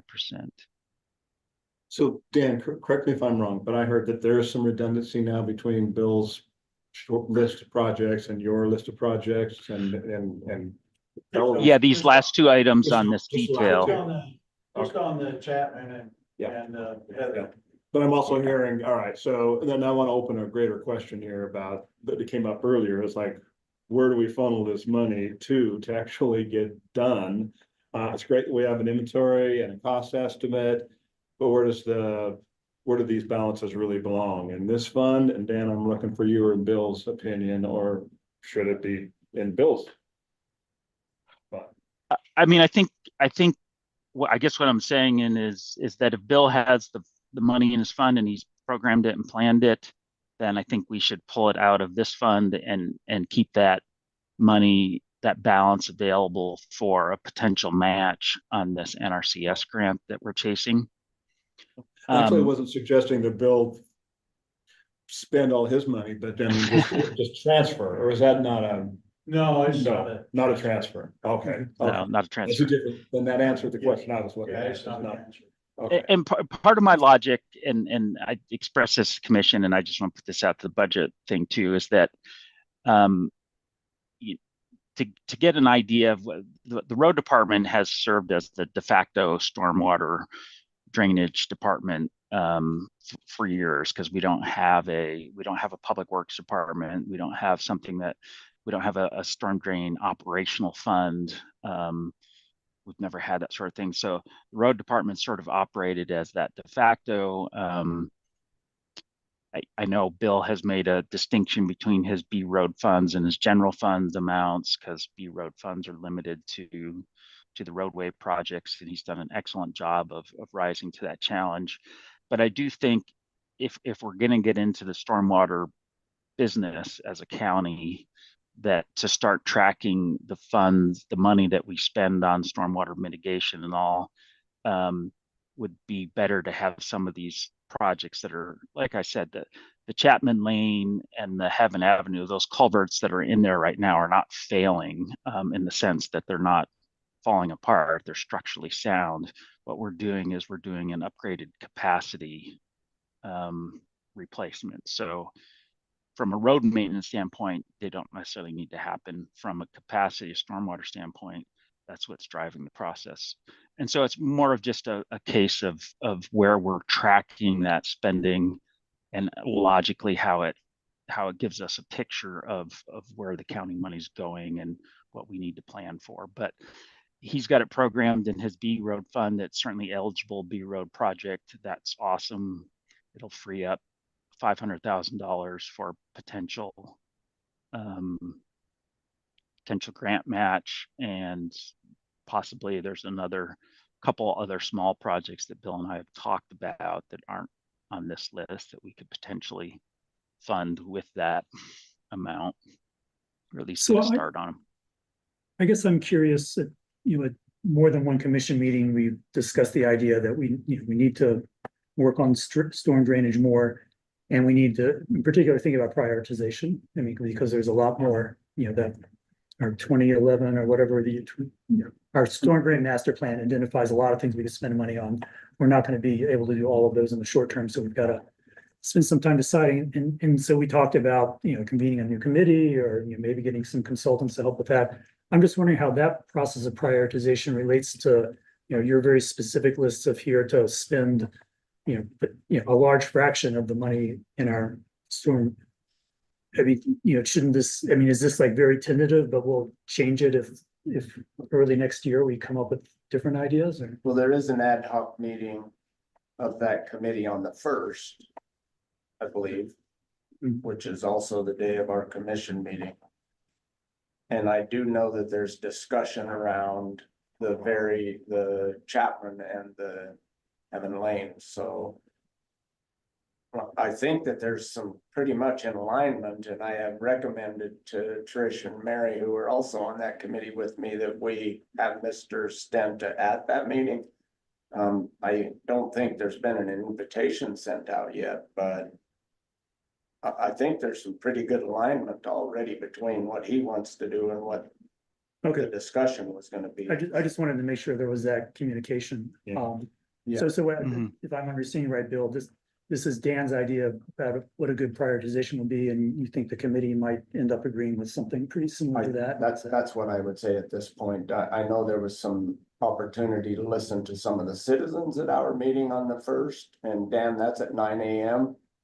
I Okay, don't I'll think, be there. I haven't seen Mary or Trish send anything out, and I asked them if they wanted me to, and I haven't gotten a response yet, but you might note it if you're available for it, but it's pretty well aligned with what Dan is saying here. Okay. Yeah, I could go into a little bit more detail, I was gonna Kevin. ask for more detail on the first three items on that. Okay. Like, So the Jackson Street project was one of, from the 2011 plan, it was one of the highest priority projects. We did the phase one, which was the basin portion of it up the end of Jackson Street. Phase two is the outfall line that goes from the basin all the way down to Pack Creek. So down Jackson, across the highway, down northeast to Pack Creek. That's been in the works for several years. There's a CIB part grant and loan financing package that's associated with it. The Transportation Special Service District has pledged 330,000 towards it. We did put that out to bid. Go ahead.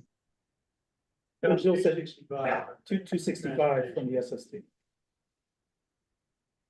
Okay. Sorry. We did put that project out to bid this spring. The bids came in over 100% above what our actually like 200% of our project estimate. Extraordinarily over budget. We only got one bid, although we had a fair bit of interest. Contractors were just too busy. Bill and I discussed it, and for one, I mean, we would have had to come to the commission and look for another $2 million. And two, it's getting to the point where we're questioning its value, that project in terms of the overall impact that it has on storm drainage to gobble up that much money. We are looking at rebidding it this next month or so and putting it out, and hopefully we can keep it open for a little longer. Contractors over the winter might be more hungry. The ones up north, we might get more competitive bids, hopefully. But once again, if it comes in significantly over what the planned amount is, I question whether this is where we want to throw all our money. Obviously the Jackson Street intersection with 191 is problematic. Some of that water ends up going down to Village Market and comes in their front door. Maverick's gotten impacted. Some of those properties along there get impacted. I am concerned that the Jackson project alone is not going to solve all those problems. So if we spend $3 million on this outfall pipeline, and then we still have significant problems from all the other little drainages in the area, I'm a little bit worried about the optics of that. Given that, $3 million is what we've accumulated over a long period of time and working with CIB and stuff. So that one is a moving target. The Spanish Valley Drive pathway, 1.2 million. This is a project that was basically kind of with the Royal Crossing development and some of the changes that were made there. Some of the drainage is changed. There's been quite a bit of water that's ending up now coming down Spanish Valley Drive that perhaps used to lie in that area that used to be Royal Crossing, that was vacant before. There was some sort of built-in restrictions in form of culverts that weren't there, or smaller capacity culverts.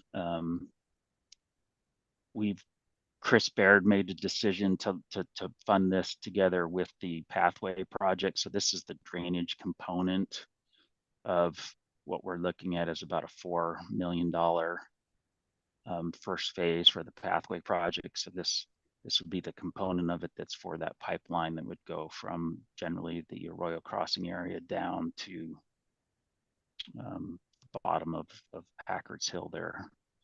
Yeah, but just to be clear, that this isn't doing drainage work just because we happen to be working on the bike path there. This is an area that does have, yeah, that's had multiple drainage problems in recent storms.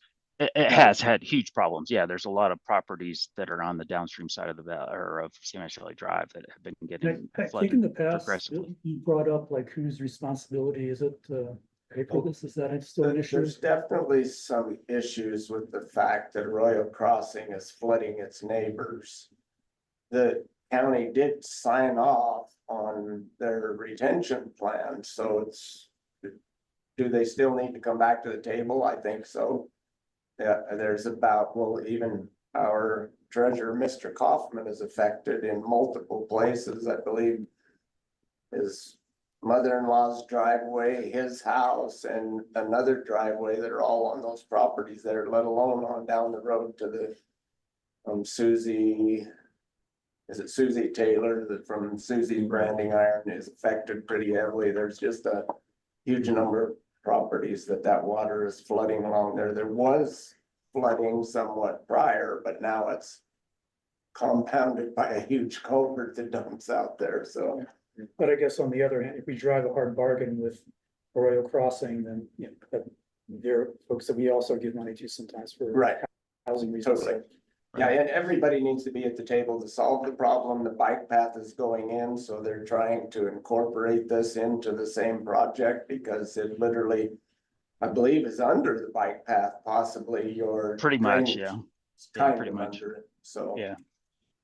Let me see, go ahead. Just to I'm- touch on a couple of those drainage issues, I mean, some of what we're seeing with the Arroyo Crossing thing, and I'm speculating just based on my experience and my observations. I wasn't involved in the review of the design for that or the sign off on it, but there's a fair bit of water that comes off of San Jose Street and Mesa and those projects that are between the four-way stop. Resource Boulevard is a huge contributor that used to go off the shoulder of Spanish Valley Drive and kind of lay in that area when it was vacant. That's now occupied by Arroyo Crossing. That water now has efficiently been given a pathway to just zoom on through and go by there. So part of that is what we're seeing. It's not water that's coming from Arroyo Crossing per se. It's just been given a much more efficient pathway to continue on down the road. Dan, I would think that some of this we probably need to maybe move to our meetings regarding storm mitigation so we can get on to some of these other budgets. Right, I know yes, we're getting totally. long in the Totally. meeting here. So, and then Totally. I was gonna take us up a level as well. Yeah. I think the details of stormwater should be hammered out in this special or this subcommittee. But for the budget advisory board's conversation, we should be showing our sensitivity and awareness that it is a topic and that we want to fund this adequately for at least projects that could be imminent. So I don't know if this is a final list, but I would think by the time we get a tentative budget, we come up with what we truly want to fund for 2025 and apply funds to it and have it approved, even though we know there's probably a bunch of other ideas that may come up and we'll deal with those. Well, I guess one way of phrasing my question is if we approve this, does that mean, that's green lighting these particular projects? Or is this just sort of setting the money aside and at some later phase, we'll say, okay, the storm drain committee or whoever recommends we actually spend money on Spanish Valley pathway, and then there'll be discussion later. So I just want to. Yeah, how do you? If we are I making a decision feel about spending the money, I just want to be thoughtful about it. I feel that the objective of us right now is say we are going to allocate some money up to a total of 3 million right now, and then you guys could decide how to spend it. I But there is- think working with Dan and come up Yeah. with some kind of an objective, yeah. But there is the option here, and I just know how much of a priority is from the commission to put more money in there, take it from 3 to 4, but there's still the notion or the tactics would be the same, decide how you want to spend this money. So presently, we just have a beginning balance 2025 of 3 million. If anybody wanted up, but just for, I don't want to use the word term optics, but or commitment is probably a better way to say it. Or just leave it this and then do one-off approvals for special projects. I think this needs more conversation on your other end. I say, Yeah. as of right now, as a budget advisory board, the budget looks well presented. I agree. Okay. I understand it, but it sounds like you guys need to have more conversations on the other side. To kind of come up with finding numbers of where you guys are gonna be putting this stuff. But right now, the budget as it is presented. Yeah. It's budget advisory board. Good. So, and a quick technical point, I think in Dan's bottom line, the $3 million, that includes money that's from the special service district. And I- Yeah, and then there Usually it is, it's budgeting 2.5 is- balance plus 330 from special service, and so we're only funding at 223. Right, I'm just wondering, should it be in the county budget, this independent entities? I thought usually they would write a check directly to the contractors and it doesn't pass through the county. Am I wrong? with Yeah, that? it's quite possible. I don't know how those pass-through revenue funds work. Yeah, Okay, thanks. Okay, the And- district has actually wrote a check to the county and they put it in that fund before, Really, okay. you know, or, and they've also just paid the contractor, depending on how it's set up. Okay, thanks. okay, And one last thing to your point, so notice that pretty much all the expenditures, the lion's share is under one line item, capital improvements. And then, I've provided that detailed breakout as to how that number was arrived at, but Gabe, correct me if I'm wrong, but during the course of the year, if priorities shift and money moves from one capital improvement to another, that's a fairly innocuous budget amendment to make, right? I don't even know if it Correct, yeah. requires an amendment. okay. All right, well, I feel like we have a consensus here on this, knowing that we have a committee that's gonna be, working on details and could be fluid in the future. All right, Dan. Thank you. All right. Very let's welcome. go- Let's go to Angie and Laura, Personnel Services. So, I'm Laura Allred, I'm the Personal Services Coordinator, for those of you who may not know. Our budget this year is looking fairly similar to what it was last year. There are 2 increases.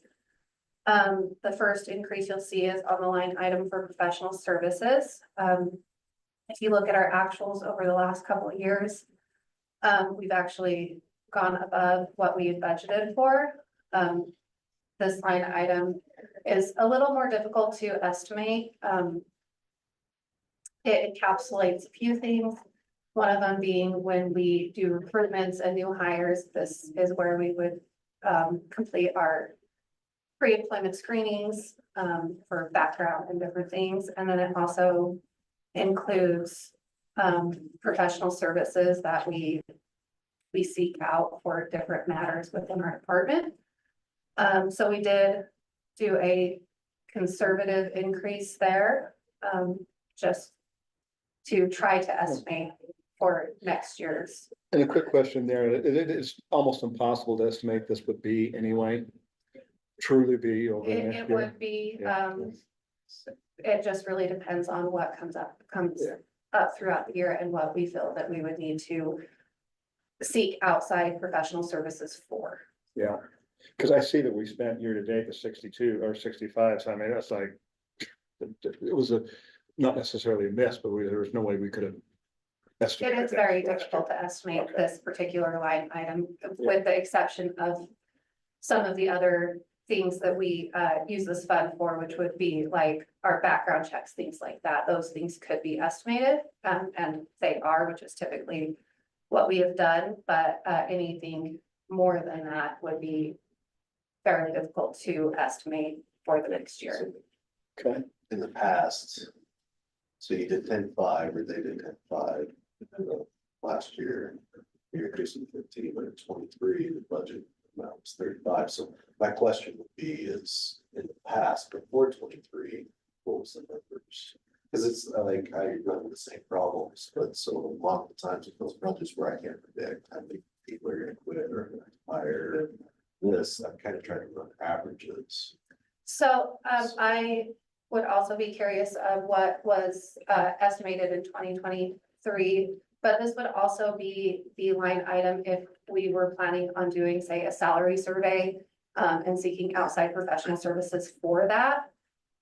So with our budget this year, we have estimated just 5,000 more to account for kind of what the trends have been, that those have been over what we've been estimating in the past. So that's kind of my question is, do we generally keep that low?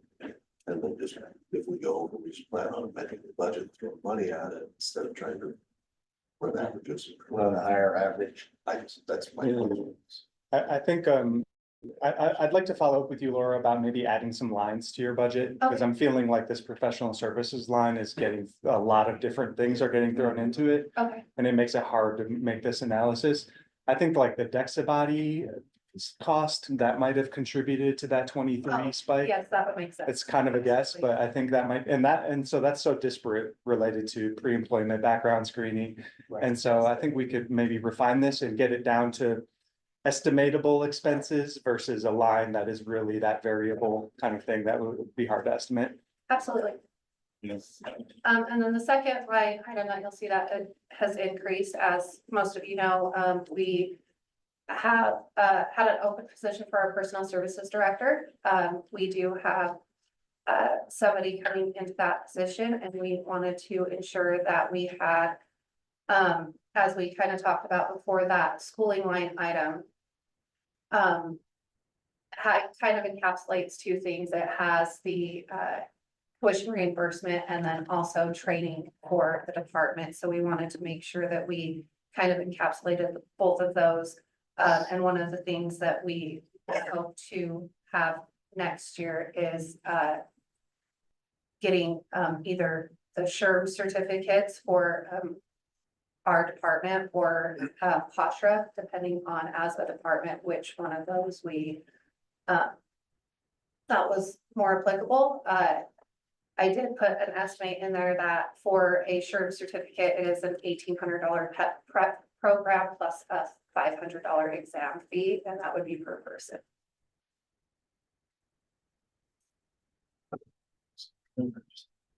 So it would be one or two, depending on, of course, like I said, we do not have our director here yet, so. Yeah, so basically your budget's broke down, it's 5,200 for tuition reimbursement, 1,800, 500, 7,500, so $500 just remaining for training. That's how you keep it. I think it looks fine. I don't have any questions with it. Thanks so much, you two, for stepping up and Yeah. getting this together, and for all, across all departments, everything you've done up to. Yeah. So. For sure. I want to weigh in there as well. These two have been a joy to work with, and a lot of work has gone in estimating all salaries and benefits for all departments. And they developed it from scratch. Which I think was a great way to do it. Because instead of from the bottoms, at the top down, we did a bottom up, and a lot of work, and it was very useful. Good job. Thank you. Yes. Okay, and last, but certainly not least. That's what I call it. You need a karaoke break.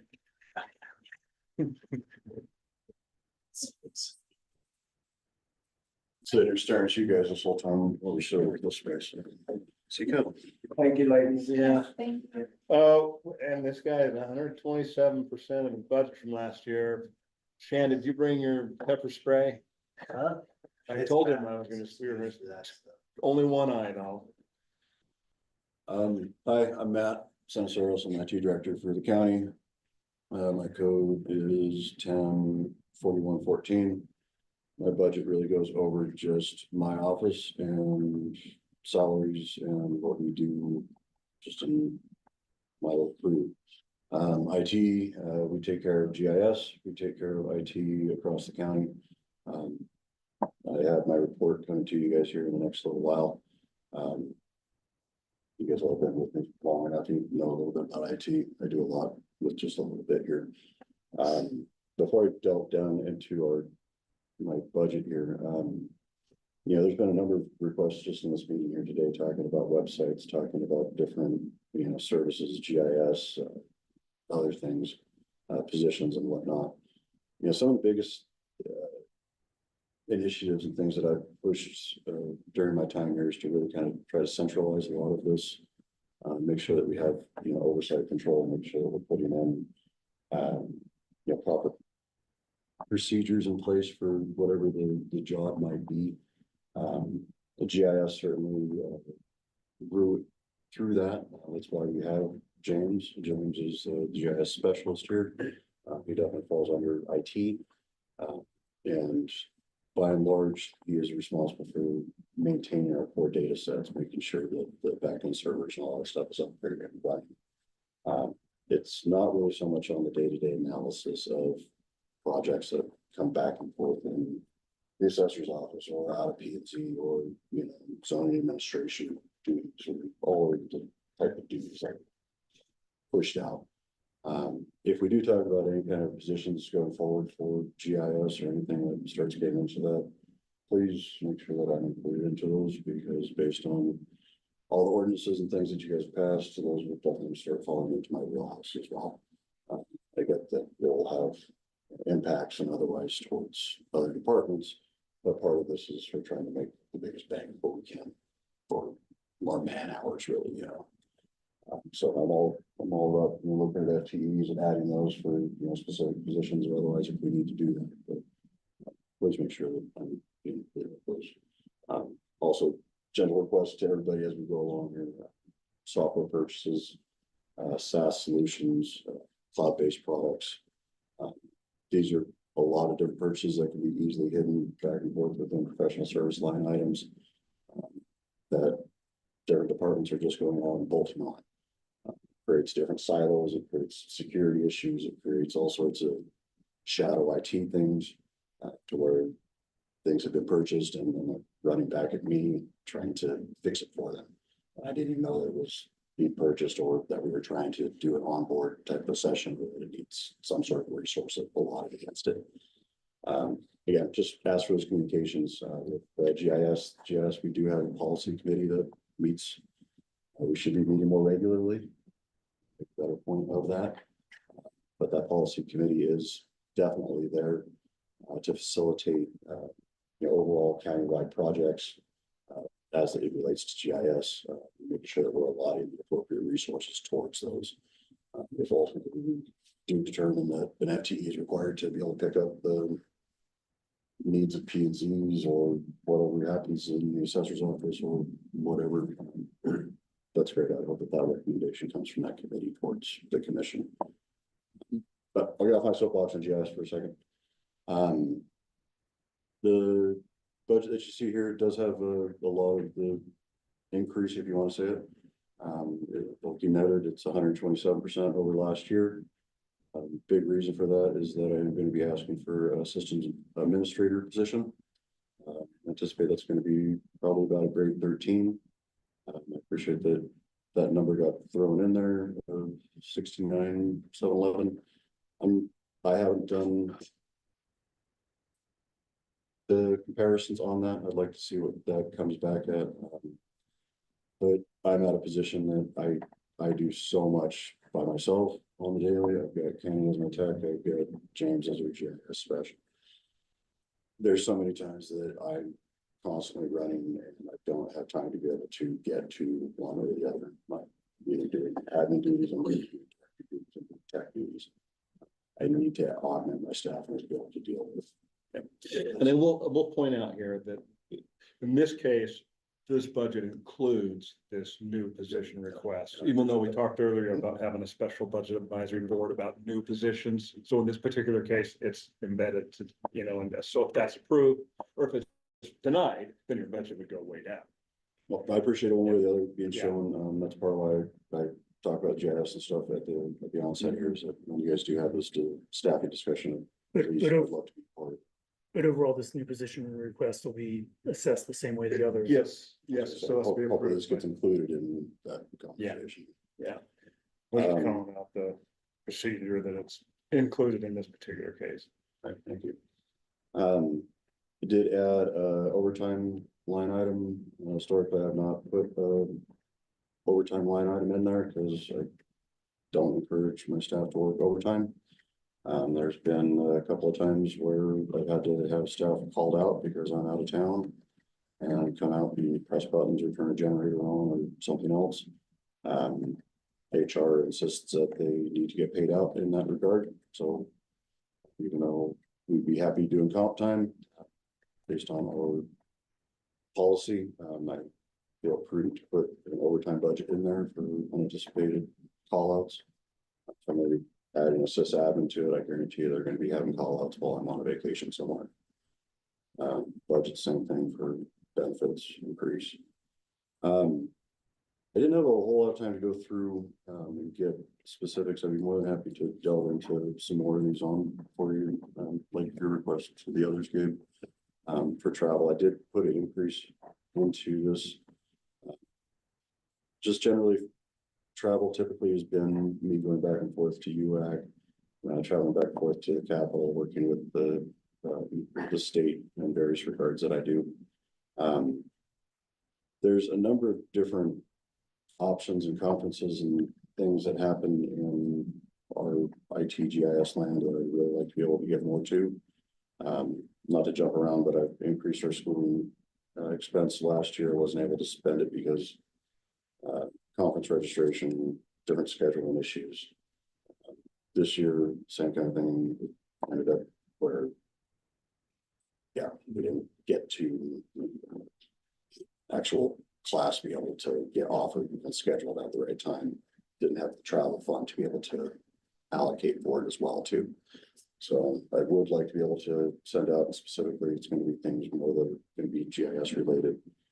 ESRI conferences, GIS conferences, there's a number of different continuing education pieces that I'd like to try to be able to continue with, particularly certifications, ongoing security trainings, a number of things. Part of what I've also been doing with my work at the state and the Cybersecurity Commission is the Cybersecurity Commission has committed a lot of money through SLCGP funded grants that are now being pushed to all the political subdivisions of the state. So there's a number of things within that program that is very nice, that we're not having to pay for it, particularly continuing education courses, certification courses, some of those things. But they're all grant funded as well too, so I want to make sure that I'm allotting for those in case for some reason they pull those. But that's the increase of travel, office supplies. They typically stick right around $1,000. I'd stick it at 1,200 just because every once in a while you get some odd things that break and you have to go and deal with them. Equipment maintenance, that's a big drop this year. This year I need to buy still several different batteries for backups for our data center closets. So that 1,200 will get used this year, but next year, again, it's just typical breakage tools, maintenance on kind of stuff. IT utilities, this one, if you want to dig into a little bit, it's kind of interesting. For the last several years, I've continually budgeted this 10,800. That 10,800 came from an initial guaranteed service from our internet service provider. But they since came back to us and said, because of the fact that we're essentially their largest user here in the county and the town, I transmit so much data daily on for backups in and out of this, and that they recommended to go to the best effort solution versus a guaranteed service. The best effort solution also comes at a much greater discount. It's a bigger savings towards us. I've been running it in that regard, which is I'll say testing, but it's verified itself out enough times. But within the next year, I'm also going to be moving all of our phone systems off of traditional circuits, and you're going to be moving them all to packet-based internet calling. There's going to be extra costs that are going to come in for additional services on that. I'll get a closer number on that. I don't foresee it surpassing that 10.8 at all. What's the uptime for our internet service at the county? How often your phone's gonna be out? There, Well, that's kind of the conundrum, right? So the way that, I mean, ultimately I want 5 nines all the time, right? And you only get that with redundant internet connections and being able to guarantee all of that high availability that pushes out. As technologies and VoIP has increased over the years, right? The level of accepted voice quality has improved as broadband has increased. But from when I came on initially, VoIP was nowhere near there. So one of my original pieces was to put in a PBX system. So we have an Avaya IP office that sits down here, runs all our phones, and then it goes through a traditional copper PRI digital trunk. So phones technically are separate from the internet at this point. okay, so if Frontier has a problem, the phones will still work, is that what you're saying? If Frontier has a problem, the phones don't work, but the internet will work. Oh, who's our internet provider? Emory.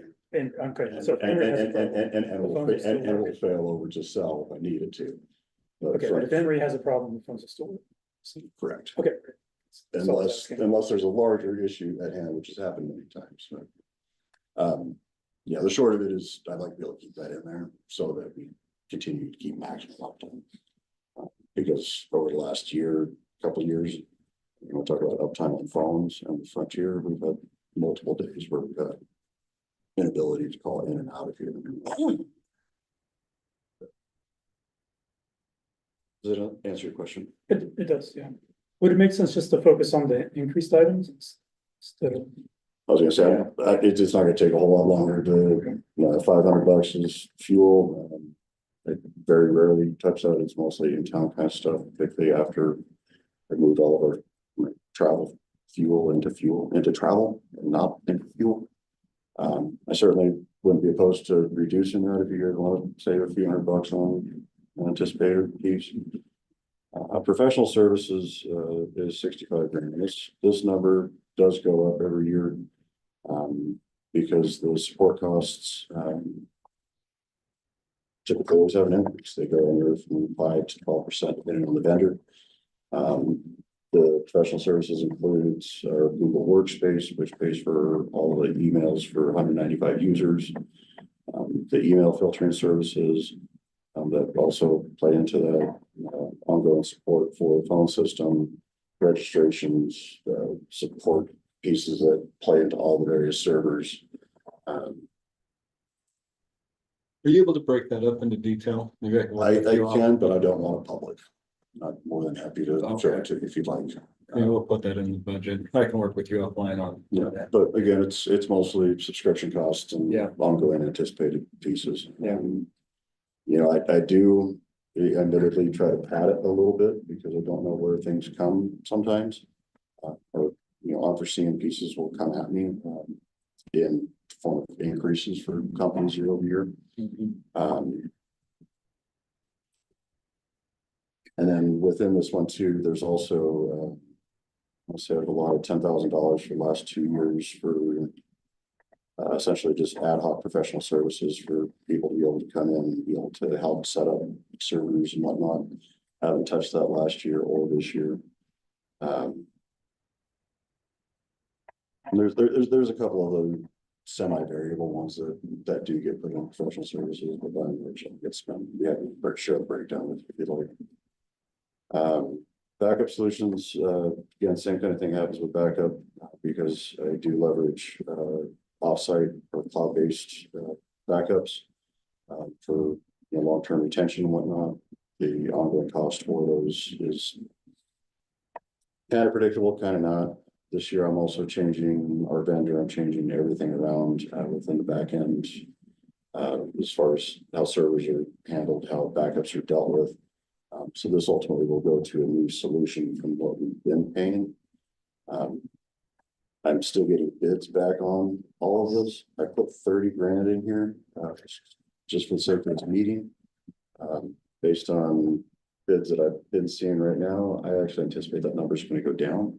And I can get you a more hard number than that here in the next couple of weeks. Okay. The next one is, the RMM ongoing. RMM initially stood for remote management and monitoring. It's kind of a different term, but, initially with this, just to explain it a little bit, you'll see in 2023, you know, it was well down there. We budgeted for 100 grand. Part of that is that $50,000 of that, it goes towards a product, which is an MDR solution, which is a managed detection and response solution. It's a solution that I definitely did budget for, but then the state came in and said that we're going to fund that for everybody. So it kind of gives us a 50 grand piece that I can now leverage other pieces of security infrastructure in order to be able to deal with the cybersecurity of all of these facets. I'd ask if we can continue to keep that 50 grand in there this year. I know I'm not going to get anywhere near spending that 50 grand portion of it, but I will definitely get into maybe 20 of it. The other part of that line is where we put the radio system maintenance, and this is for public safety radio system maintenance backhaul. This is our tower sites. This is the microwave that goes back and forth for them. We have an independent contractor agreement with a company called Two-Way Communications out of Grand Junction. Last year, the reason you see the annual budget drop down to 55 and away from the 100 was in an effort to cut budgets last year.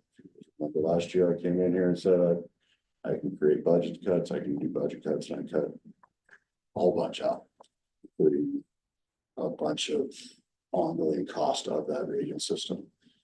It's a not to exceed ICA. He has been out doing quite a bit of work this year. I don't know why there's no actuals in this one yet. I'm pretty sure that we've seen some invoices from him. But I'd like to take a little bit closer look on that one. Yeah, Where I that's did at. update that last week, but I can help you follow up on I that. don't want to make sure we're in there and I'm not going to overexpend on something just because we're at 55, but next year I would have, so we do push that back to 100. With a gentle note that I'm not going to push that 100 as best I can. So those two items online, they seem kind of dissimilar from each other. Would it make sense to break them into separate lines? I made this suggestion last year as well, for that same piece, like I have no problem doing that. What I would suggest would be to add like another subline under the professional services, so maybe like a 310-400. And then name each one of them what they actually are. Like, you know, name one of them 50 grand ongoing cyber initiatives, and then the other one would be radio maintenance. I personally would love to see that because I do think that the R in that longer is not a good indicator of what that line is. Could you explain? I guess I got a little bit confused about. So the half that's radio, just last year, we spent less on that to save money, but you would like to spend more. Is that? Possibly. Last year, definitely, it was just a look, talk back with Two-Way. These are the projects that we anticipate for this year. Let's not try to push that, and if we can keep it instead of, you know, and again, 50 grand is more than what he or I or the sheriff's office, as we discussed, we think that is like, we're not going to run that every year. Like it's more of a not to exceed. But last year we definitely did come back to him and say, look, if we can keep it, I forget what the number was. I want to say I chopped 30 grand off of it. We keep it under $20,000 for 2024. That'd be awesome. Based on the project loads, everything we had, be committed to that, and I think that we'll still stay there. I don't anticipate that we'll push it. Okay. Next year, however, though, we've got book clips, we have a number of other sites and other stuff that's gonna have to get done. Okay, and then you said the other half of that was something security related, but the state picked up a lot of it. So that's, Yep. and is the state picking up a lot of it indefinitely? That's a great question. Or And, for and, and, 2025? and I'll tell you as much as I know. And I'm happy to do so. I do am serving on the Cybersecurity Commission for the state of Utah at Governor's Commission. Got put in by whatever state bill a few years ago. You know, we've looked at all of these various things. It includes SLCGP funding, but that funding also requires a match. The state definitely put that match in. And these are kind of the low hanging fruits. What this is a MDR. It's a managed detection and response. Their winning solution is a company called SentinelOne. This is essentially a piece of software that gets installed on everybody's endpoints. It runs in the background. It kind of is like an antivirus, but it's runs some automation on it. So if you end up getting some sort of infection per se, say that you're out at a hotspot somewhere, you're not even connected to my network, right? But you have one of my computers. Yeah. And you click onto a malicious link somewhere and it starts to run some sort of a malware on it. I wasn't so much interested in the technical details as just the financial details. It seems like we're budgeting for paying the full amount, but you also said the state was probably gonna pay a lot of Well, it. MDR is one portion of cybersecurity. Cybersecurity as a whole, I aim for what's called a zero trust model, which has lots of different pieces into it. I'm sure you're familiar with the term. MDR is a great, initial response at it because it automates some of those remediations.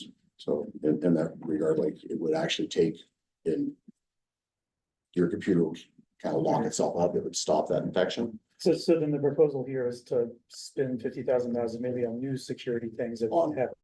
Exactly. And then if the On state funds some of what we were planning on doing, that frees up the money to something else. exactly. And Okay. it's not meant as I'm trying to hide something else, but like, I mean, replacing end of life switches is, part of what's going into it this year. Okay. That enables That's me all. to be able to get other pieces. There's intrusion detection and response. There's a whole bunch of other pieces that we could play into it. But I would personally like to see it as a separate line item, just to help eliminate it a little bit. Either way, 50K, 50K. One for radio maintenance and one is for ongoing cybersecurity. Correct. Is any of the cybersecurity mandated or is it something that's just best practice?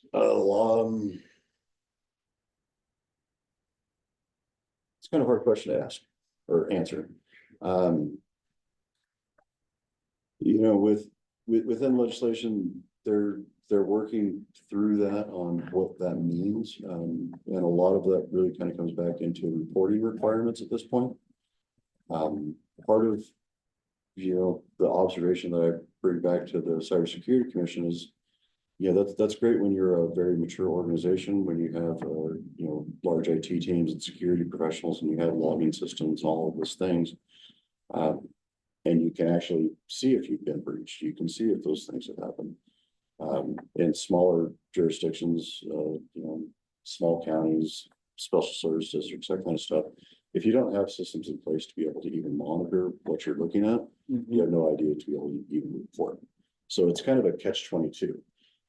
So yeah, there's stuff in legislation that requires you to report breaches and otherwise to be able to keep those systems secure and otherwise. We also have the duty to be able to maintain our data and stay safe. So I guess In the interest of time, I need to go know. in 5 minutes. Well, okay, actually, I want to summarize here. thank you for your work here. And I think we have an opportunity to come back and sharpen our pencil on this one. I think we have, a new personnel or a new position request. And maybe even some approval from the commission on cybersecurity initiatives or something. So let's take a snapshot of this today. See how our budget balances out and see if we need to come back for round 2 on anything with IT. I did have one question for Matt that wasn't covered earlier. Earlier this meeting, some people were requesting GIS positions, I guess, two different departments. So how does James spend this? You said something about back end, but So what's our current GIS? James is the GIS specialist. If you'd like, I'd be more than happy to share the GIS enterprise plan that I put together years ago. That goes into what his position is. He's more of a management type of a GIS role. In that we have core data sets here at the county that we're. You mean like parcels or? Parcels, yep, parcels, roads, voting, those type of things. Zoning is an interesting one because zoning is actually to be administered by the zoning administrator, which is the P and Z administrator. So they have to be drawing and doing that, but then the recorder. So I split part of James's duties with the recorder. The recorder is there to record, keep the official copy of it. Okay, so some of his time is doing things in the Half recorder's of office. this time is at the recorder, of exactly taking in, drawing plats, putting that stuff into updating parcel layers, making sure all that stuff's there. But then there's also the backend server, all the maps and stuff that you guys see online. All of those pieces, making sure that backend data is fed into the systems are updated, backend running, as well as all the data. It's just, he has enough on his plate on the data. That was my next question. Okay, I was just having trouble imagining things, you know, that he was filling his time with. Does that answer your question? I guess, I mean, I'm still, I mean, it seems like once you've prepared a layer and you've stuck it on a server, unless it's being edited, it's not a whole lot of work after that, so. I imagined, and I could be totally wrong here, that, you know, GIS people spend their time like digitizing new layers, you know, that synthesizing data, that kind of thing, but. There's enough stuff that comes through the office, and, you know, it's not just a layer. He's going through and doing the CAD drawing as well. So as it's gone through and been through final plat and otherwise it's actually been recorded. You know, simple things are name changes, it's great, but ensuring that actually all your parcel lines are indeed, they match up, that you don't have overlaps, that you don't have bad draws. So is the recorder duties, is that taking up more than half his time then? Because that does sound like a lot of work. It ebbs and flows, you know, it's kind of hard to predict with real estate markets and otherwise, I mean. Okay, you see the but recorder. the bottom line is you think he's already being efficient and all his hours are accounted for. So if we want to do more with GIS, we need to hire more people. That's Not necessarily. Yeah.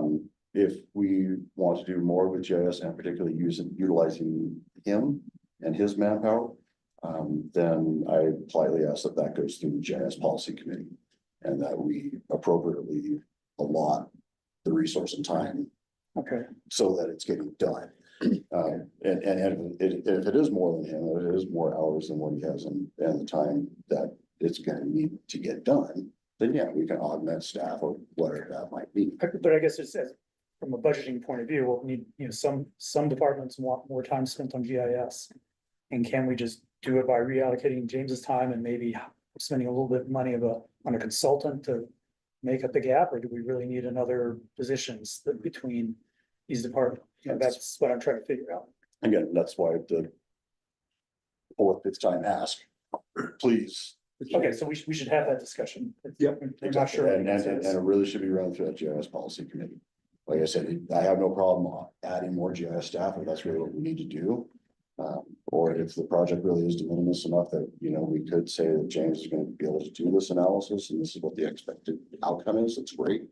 So But- could you budget guys? Yeah, I'm gonna, Get but I together? think the course of action here is to go through the committee, the policy committee, and try to do the most efficient and thrifty. Okay, great. Yeah. So that's an action I got. I know we're over time and I think people need to go, so I'm gonna thank you. I think we may have, some follow-up, but I'll bring that to you. Sounds great. Thank you, man. Thank you, everyone that got a lot done. Thanks. 12:24. I will adjourn this meeting. Thanks. Thank you. Yeah.